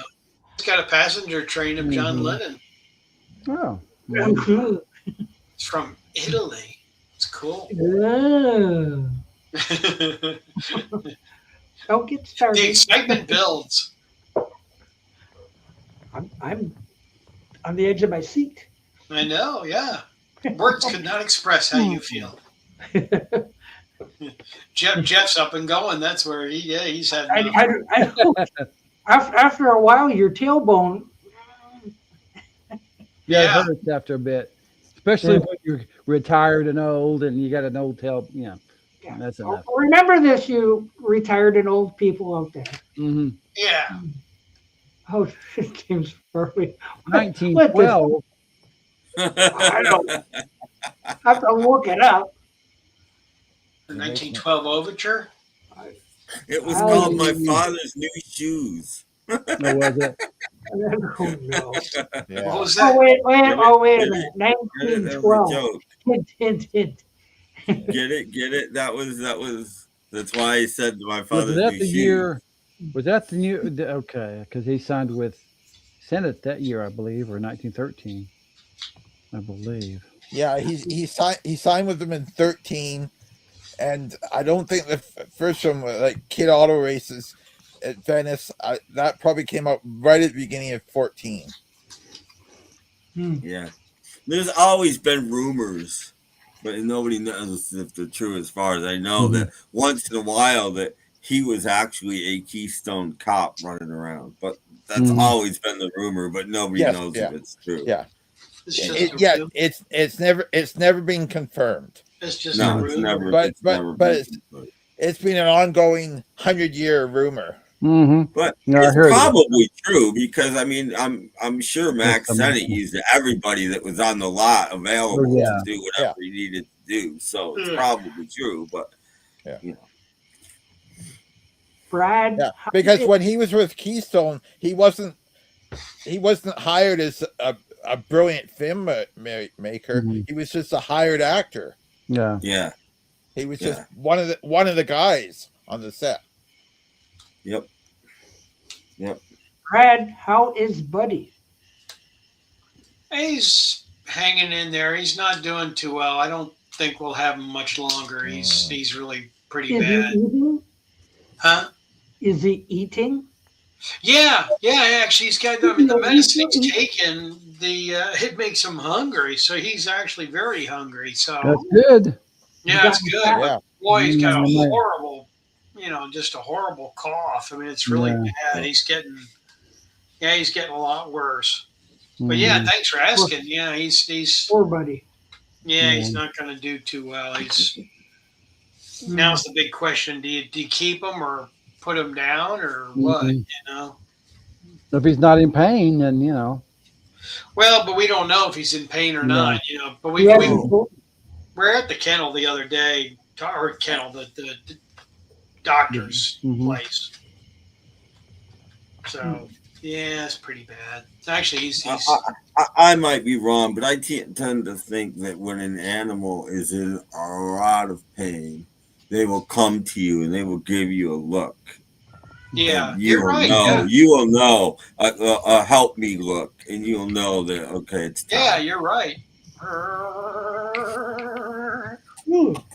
It's a green hornet.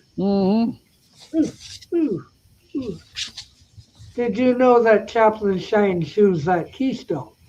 No. No. I didn't know that. You've stumped us again.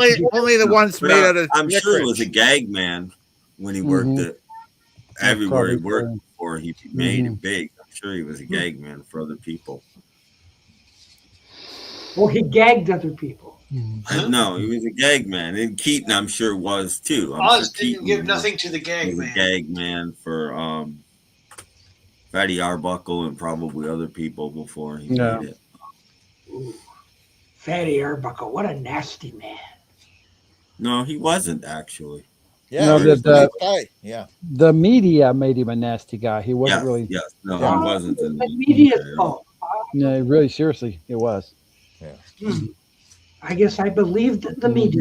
His friends were loyal to him to the end. Yeah. Got it. Including Keaton, including everybody. Yeah, he got on very well with Chaplin. Yeah, and I don't know how many Fatty Arbuckle films you've seen, but that adorable woman that was in most of them, that was actually his real life wife. Yeah. I saw a documentary not too long ago, and he actually spoke. He made some sound films before he died. Fatty Arbuckle. What did she say? No, he tried to come back. Yeah, he tried to, but he couldn't. Nobody made it. Chaplin is like the only one, and he didn't make it that big, but he's the only one that really kind of the comics that survived Of the from comics, the Yeah, of the comics. I mean, Harold Lloyd didn't. Keaton certainly didn't. Yeah, he did. Yeah, Roscoe Arbuckle discovered Buster, I believe. Yeah. I mean, they were in a lot of films together in the early days. There was three of them. I forget the other guy's name. He's a tall, thin guy. There was three of them that were like partners and were in most of the films, a lot of the films together. And the tall guy used to play like a lot of parts. He played 3 or 4 parts in the same film. Charlie Chase? No. It's not a name that's well known. I forget his name. But watch a Fatty Arbuckle film. He had a big mustache a lot, but it was fake, of course. Oh, he would play and they would do that. People. Well, why did they have these big beards and mustaches and stuff in silent films? Well, part of the reason was they're playing more than one part. Yeah. so they would disguise them so that it didn't look like the same guy over and over and over again. Yeah. Wow, I never knew that. Interesting. I love silent films. There's because they worked with nothing. I mean, they would literally put their lives in danger to make these films, which was pretty amazing. Yeah, that building falling on top of Buster Keaton type stuff. Yeah. They had to measure that. Missed him by that much. Or when I think it's the same short when Keaton's on the motorcycle and he's riding along and he hits a cop and now the cop's on the handlebars and he bounces the cop off. Well, they've changed places. When the cop gets bounced off the handlebars, that's actually Keaton doing that. Yeah. Learn something new every day. Who does that today? I'll be the stunt man. You know, who does? Nobody. Yeah. Keaton did it. Keaton. Yeah. Yeah. Peter Bogdanovich did a really good documentary on Buster Keaton before he died. Maybe it's one of his last films, I think. Well, even he did a film in the early '60s for Canadian Railroad called The Railrodder. It's like a 45-minute film, something like that, where he goes across all of Canada on this little rail car, and this thing is really moving. And Keaton's in his 60s, and he's really doing all this stuff. He's standing up high on the bench with nothing. The thing's probably going 30 miles an hour, and he's trying to unfold his map, and it goes in front of his face, and he can't see it. He's really doing that. You know, it's like, what the hell, man? You're in your 60s. Yeah, he did a lot of television. I remember when I was real little, they used to show the old Candid Camera series on weekday mornings before they had all the game shows, and they showed the Buster Keaton segment where he was just making comedy just out of nothing. No, his that the one where he voice threw the railroad tie he had on that. No, He that's had something that else. flat Midwestern voice, and it's just not Yeah. a movie star voice. You know, Yeah. that kind of killed that, and they teamed him up with Jimmy Durante, and who could go up against Jimmy Durante? You know, he was left far in the dust in his own films. You know, They're painful to watch. So, yeah. Should have got Joe Besser instead. But you know, it's just the way it went. Buster Keaton never got a dinner. Never got a dinner? You know who else never got a dinner? The Jolly Green Giant. The man that said what the world needs is a good pee. Never got a dinner. Yeah. Ooh. Thursday night Campbell soup. Get it, Doc? Sure do. Yeah. Good one. Good one. Yes, let me go down in my Rolodex and find something. Yeah. Yeah, okay. Here it is. Yeah, I know. Okay. That one needs to be taken away. Yeah. You don't like that one, George? No. No. I don't know. I find things on the internet. I say, hey, that's a good little piece. And then the next thing you know, I got 1,000 little pieces over there. Yeah. Did you delete that screaming otter? That they said, what the hell is that? I found you for a year or two ago. Yeah, I know what you're talking about. Did you? Okay, that's fine. Yeah, all right. I don't. Everything looks like little tiny posters. That clip was utterly ridiculous. Oh, I forgot to go get my Batmobile. I've got a Corgi Batmobile I should have brought down. You do? What? Yeah, probably didn't get it. Should I go get it? I don't know. I still have this one.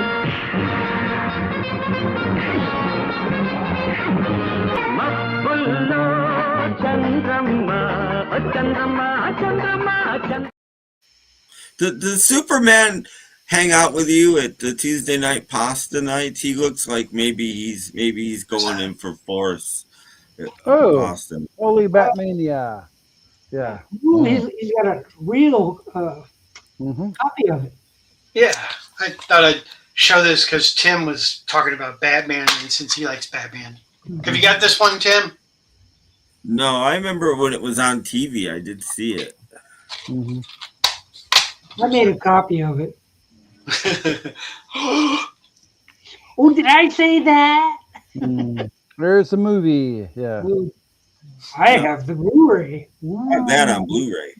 But I had her sign it right here. What? Oh. Wait. Who? What? Where? Lee Merriweather. Lee Merriweather. Wow. Yeah. I got to see that one at the drive-in. One of the best commentaries ever on a movie, in my opinion. It's just hilarious. Yeah. Ooh. What? Oh, she signed it again? Oh, sure. Yeah. I talked her into everything. Do it again. Do it again. I got pictures of her. Uh-oh. Uh-oh. Yeah. Ooh.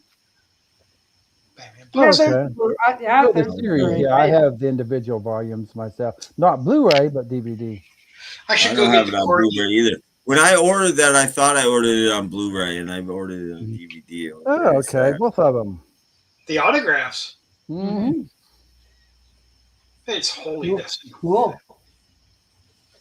See? Just It's just like what we were saying. One a of little these while days, back. Brad, you're going to have to take us and show us your Batman room. Yeah. The Bat Cave. You don't have to have bat gas. No, but it's just like what we were saying a little while ago. If you get something that's autographed, frame it. Yeah. And you did.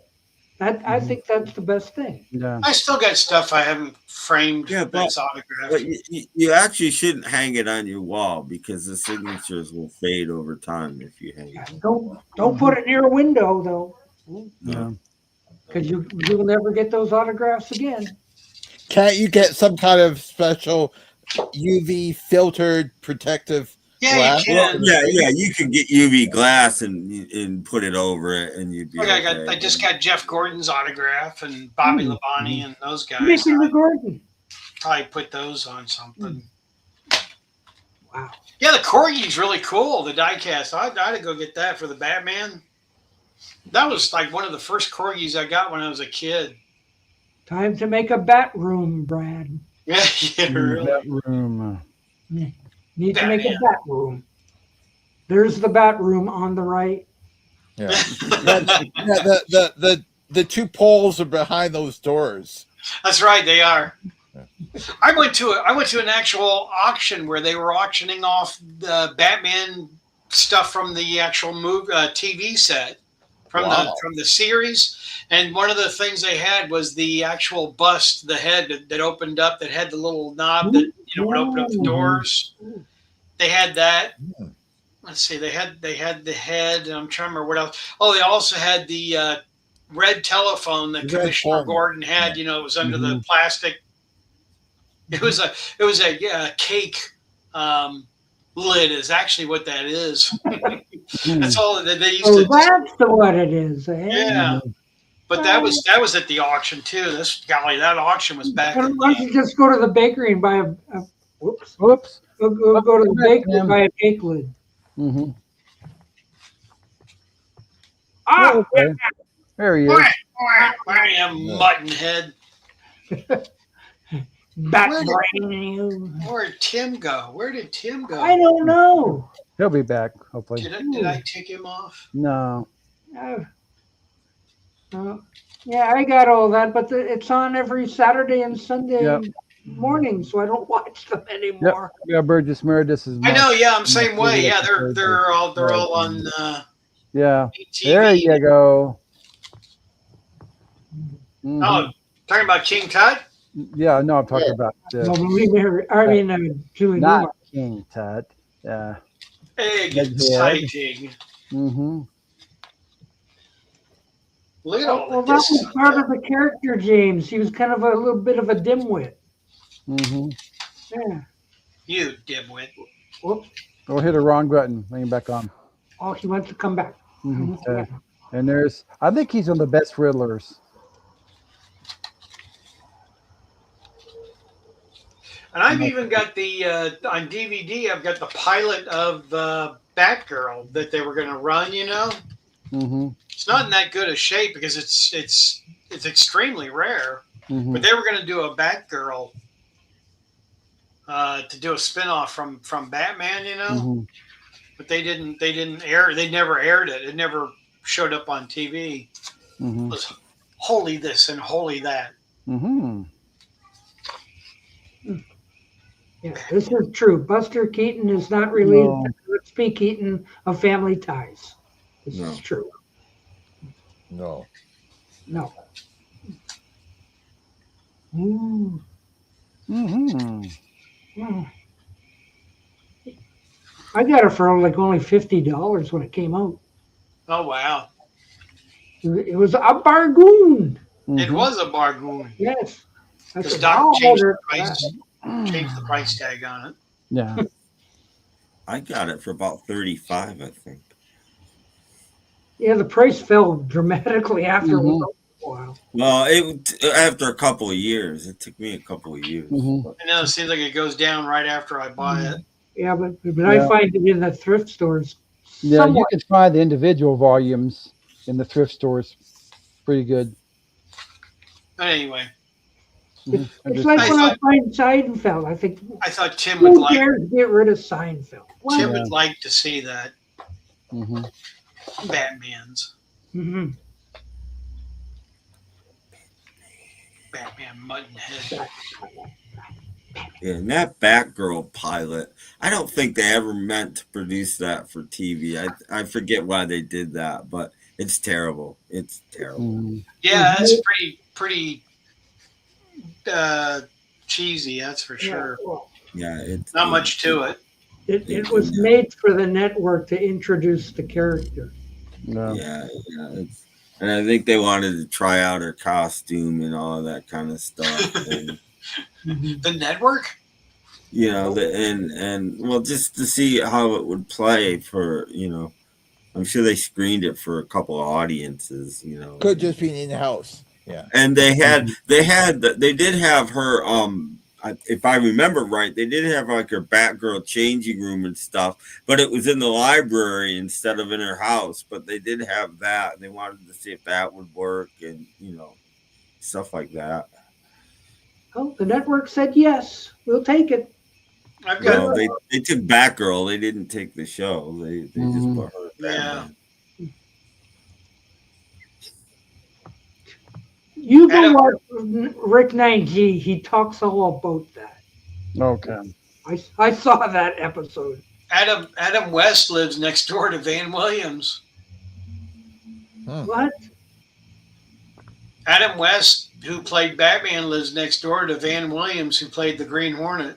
Burt Ward lived in the same apartment building as Bruce Lee. Mm-hmm. What? That's supposed to be true. They were good friends. Yeah, they took karate lessons. Yes.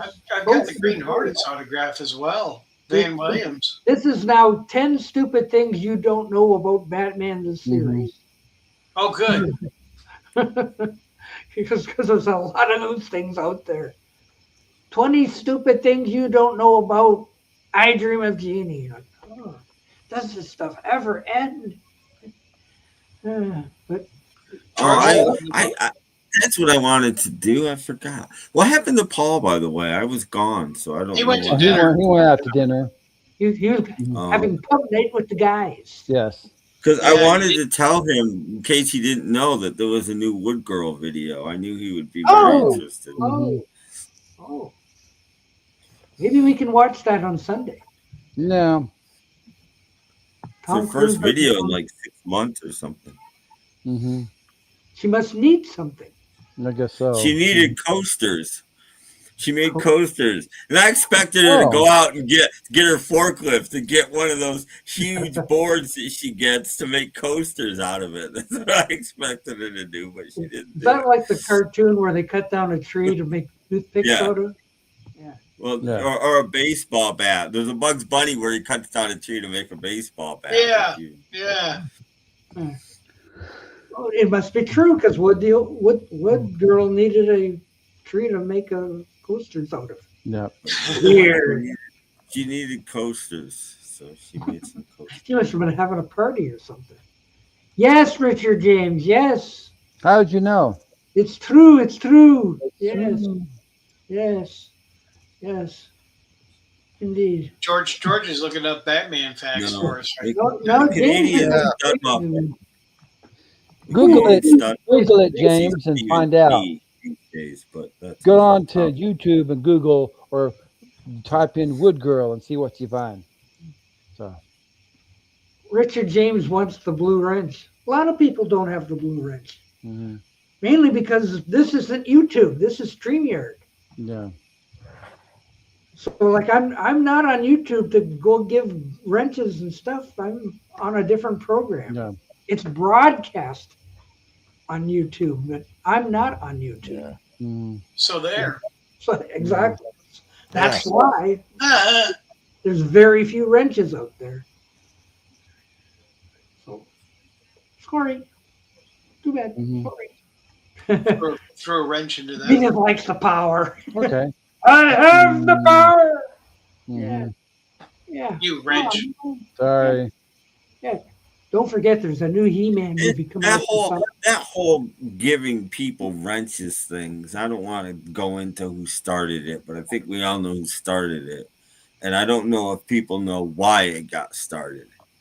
There's a reason it got started, and it's a nice guy, and he's a friend of mine, but he can be a little obnoxious sometimes. Over on the R, I'll just call it the R channel, the old R channel. There was a guy called Randy. I'll just use Randy. People know who Randy is. But Randy got a wrench, and Randy thought it would be funny to people that he disagreed with or didn't really like or anything, to put them in timeout and stuff. So he would do this a lot on R's channel. And she got so fed up with it that she started giving everybody a wrench so that he couldn't do that anymore. And then, of course, other people started copying him. So there were 3 or 4 now that were just taking people out. Boom, boom, boom, boom, boom. Mm-hmm. So she got tired of that. So she started handing out everybody wrenches. And once upon a time, you had 2 or 3 moderators in a chat. And that's all that had wrenches. And that's all you really need. But that's the reason that the wrenches started getting handed out willy-nilly, because people were abusing the power of the wrench. Mm-hmm. The power of the wrench. Start over. The power of the wrench compels you. Yes, this is true. Mm-hmm. I guess. Yes. I guess, whatever you say. Yes, Richard. That may be you may be right there. You may be right. And like I said, he's not a mean guy. He's not a malicious guy. He's a friend of mine, and I like him. But he just thought it was funny. But other people didn't necessarily think it was so funny. Well, come on, James. Well, you know, we've been over that tonight. How some people think some things are funny and others don't. We've been through that. So we'll just let that lie. Okay. Anybody going to do record store day? I was just about to ask that, but I thought it would be too pushy and go ahead, George. You can say it. George is going to say it. I guess really isn't that pushy. Mm-hmm. I'm getting in line tomorrow. Maybe you just seem more polite than I do in my own mind. I'm getting in line tomorrow. That's how big the crowds the store that I go to. The crowds are so long that I'm getting in line like at 11 o'clock tomorrow and spending the night there all night because the lines are so long. Oh, what is it you want that you think you won't be able to get? I'm just curious. Well, it's don't tell me George Harrison zoetropes, because you'll be able to get those easily. That's what I meant. That's pretty obvious. Obviously, that's what Brad wants. That's what anyone wants. Yeah. There are actually things I want, but there's a whole thing going. I don't want to talk about it, but I don't want to go to my regular store. I might go to another store, but this other guy is literally like $10 or more expensive than my regular store, so I probably won't bother to go because it's useless. $10 more. He's not allowed to sell it. $10. You can more. sell them for whatever you want to sell them for. Yeah. He's not gouging. I'm not talking later. I'm talking that day. Oh yeah, okay. And the guy I usually go to is expensive. But this guy's even more expensive than that guy. And it's like, so I don't know. But there are a couple things I think I wouldn't mind having, but I don't. If I go, it'll be later in the day on that Saturday. I'll go see what they've got left. Yeah, you gonna go, George? It's very likely. Very likely. Yeah. What do you want, George? You want proof. Brad wouldn't tell us. It's a secret. What do you want, George? Well, I'm firmly on that Zoetrope bandwagon. Zoetrope. Do you have the rest of them? Yes. Oh, we've got to complete the collection. Wow, I'm not interested. Should we appease Richard James and play the year game? No. I don't even remember who. Somebody's coming out with a demos album that I'm interested in. I don't even remember. Marshall Crenshaw. Oh, that's okay. Yeah, Marshall Crenshaw. Is that the 12-volt years? Is that what's coming out on vinyl, or is it in different one? I thought it said 84 to 87. Okay. Oh, then it's post 12-volt years then. Yeah. Okay. The Rolling Stones one from Japan, that looks really interesting. With an Obi. Yeah. That looks kind of neat. Again, I buy records to play them, so I'm not interested in buying an album because it has an Obi. I'm really not. And colors. Everybody their own, but to me, I can't play the Obi. I mean, if it's going to be Japanese, it'll be great sounding because I'll definitely open it and listen to it, though. I generally for records, I generally buy releases that are not anywhere else. There you go, George. There we are. There it is. Music. As Wonderwall music. There's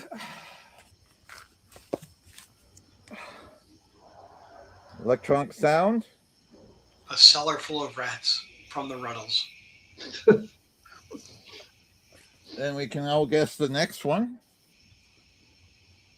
I did not like the packaging on that. I just. And the Hand album. Oh, the 33 and the Third. No, Living in a Material Hand World. Living in a Material World. Yeah, that one. Sorry. Yeah. Wrong album. Yeah. Living in the Hand World. By Madonna. Yeah. That sounds right. So therefore, George has to go to record store day and keep up his. Brad, do you know if they're still gonna individually number them? Yes, they will. They will. I couldn't see that any description. They never said numbered. Yep, they are going to be numbered, and plus they're going to do all the albums of George's. So. Oh yeah, yes, yeah. And I get Tim all excited. That's been a thing lately. They haven't been numbering very many record store day releases anymore. They've kind of stopped that pretty much. But because if you don't number them, it makes it easier to say, okay, we're only doing 1,500, and really they're doing 10,000. It makes it easier to lie if you're not numbering. Yeah, that's true. Well, it's like McCartney's album, his new one. Everybody kept saying, "Oh, the big collectible is the Third Man one," which actually is not the collectible one. The white label. Yeah, that one and the gold one. There's a gold vinyl one and a white one. Those are the two collectibles. Yeah. Oh, but Brad, two more were announced today. A gatefold black vinyl and a cassette. Oh wow! No, I didn't know about those. Wow. Yeah. But you're gonna have to go to record store day to get one of these. I'm kind of excited about the gatefold because I think cover variants are more interesting than colored vinyl variants. Yeah. And you see that Walmart and Target are both going to be doing exclusives too. Well, just with the bonus CD. Oh, I thought you talked about the it's just like a bonus art card or something. One's got lyrics, the other one's got a bonus photo. Okay. Oh, great! Yeah, I can't wait to open my new CD and see my new picture of an 85-year-old man in it. No, I'm not interested. I'm just not interested. But there was all this talk about the album was being delayed back when no one even knew the title of it. They said it's being delayed because they're working on the cover art. The cover art is holding up any announcement about the album. Boy, I sure hope they didn't hold up for that cover art. Yeah. I think they made a mistake. I think the holdup was the artwork inside the gatefold. Okay. I think maybe that's what the delay was, and Yeah. they're calling it, because it's inside the cover. They're calling it cover art. Okay. Because there's no way the cover of a street sign caused anything. I'm like, when did they get the guy to design Now and Then to do that cover? Is that what they did? Yeah. I know. It's like, oh my gosh, that's something. Yeah. It's great. McCartney's covers have been bad. I mean, I was just about to say that one's that one. It's. Yeah. I think it's Now probably and Then better is really, than that one. Now and Then is really That's- bad. McCartney's McCartney 3 is really bad, and the box set, the 3-2-1 Yeah. is really bad. Yep. What do you mean McCartney 3 is bad? I thought really hard on this one. Well, of the three, it's the most. But you got 4 dots. Of the three, it's the most artistic.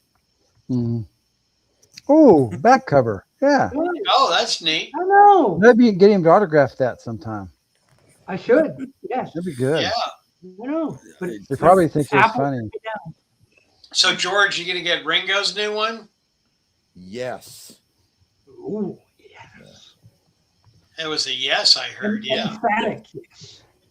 And I he's want already to- plugging his next album after this one. You'd think he'd at least wait till this one comes out before he starts talking about the next one. But No, he wants He to put just the did two. another Yeah, interview, and they said, "What have you got planned ahead?" And he said, "Well, we've got the new one coming out that he's promoting, and Universal are going to do a best of," and that's all he said about it. But he also said he's also doing another EP. My wife said that the EP is going to be the best of because that's all he can come up with. Yeah. My wife doesn't like Ringo. Well, I was thinking that he was just going to put together all 5 EPs and add 4 new songs, and call it the two album set EP6. That would just I think he needs to be blow stopped. people's minds.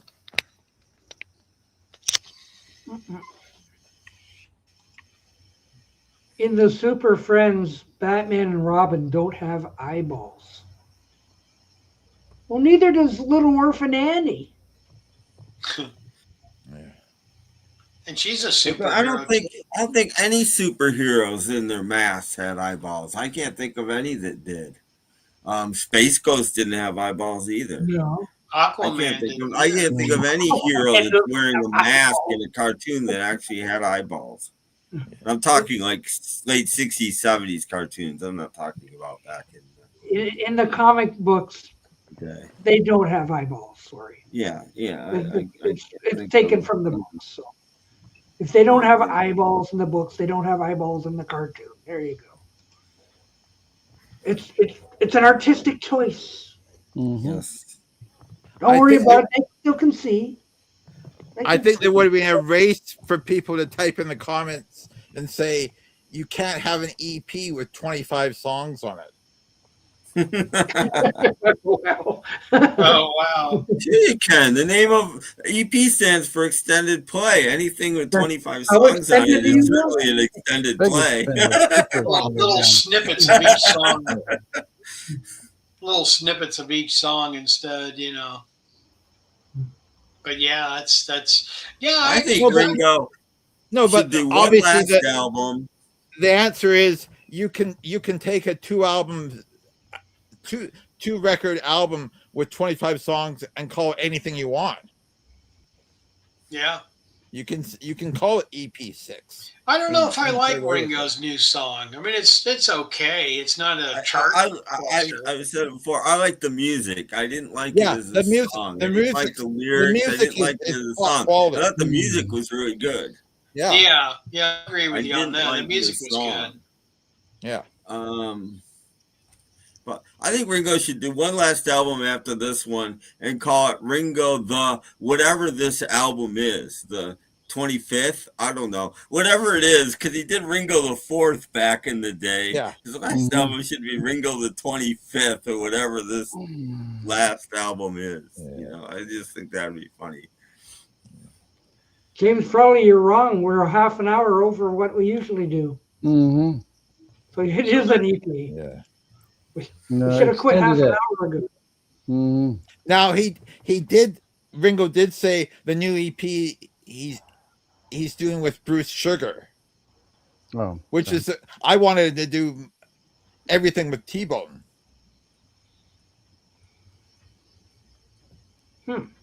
I wish he'd bury the hatchet with Mark Hudson and do one more with Mark Hudson and go out on a really high note. I think he was really good when Mark Hudson was with Ringo. Definitely, I think that was the best thing that ever happened to Ringo. It was Beatley. It was Beatley, and I think that's what he does best. He does country fine, but I think he does Beatley best because he was a Beatle. Bring back Mark Hudson, Ringo. You know, it's same thing with Pete Best. He did that Pete Best Band album. What was it called? But it's very Beatley, and that's why it's good because it's very Beatley. You know. Yeah. Paul McCartney refuses to do an album with T-Bone. Well, he won't do one now because he doesn't want to follow after Ringo. Yeah. Or echo Ringo. Yeah, you're right. What? Peter says, I saw Mark Hudson at a Pete Best talk in Liverpool. He's on his team now. Well, good. That's great. Yeah. I wanted to mention this when Paul was still around. I forgot. I saw a thing. I don't know if it's true. I didn't watch the video, but it was up on YouTube. And apparently, Neil Diamond is working with to do one last album with. I can't think of the guy's name. The guy that did McCartney 1, 2, 3. What's his name? Oh, the producer. Rick Rubin. Rick Rubin. I've heard that Neil Diamond is doing one final album with Rick Rubin again. He wants to go out on a high note. Apparently, yeah. Well, it'll probably be good then. Yeah, well, his second Rick Rubin album wasn't that great. It was still okay. It's better than the typical Neil Diamond album has been, but it wasn't anywhere near the first one. But I don't know. And there was a picture of the two of them in a studio, and Neil Diamond is all but bald now. I know he's got Parkinson's and he's not doing well. So I don't know. That could be a drawback. Mm-hmm. And he doesn't wear shoes or socks. No. They'll have to take a different approach. But I'm surprised because Rick Rubin was basically torturing Neil Diamond when they worked together. Mm-hmm. Rick Rubin would be like, okay, write a bunch of really good songs and then go to the studio and practice them for 8 hours a day.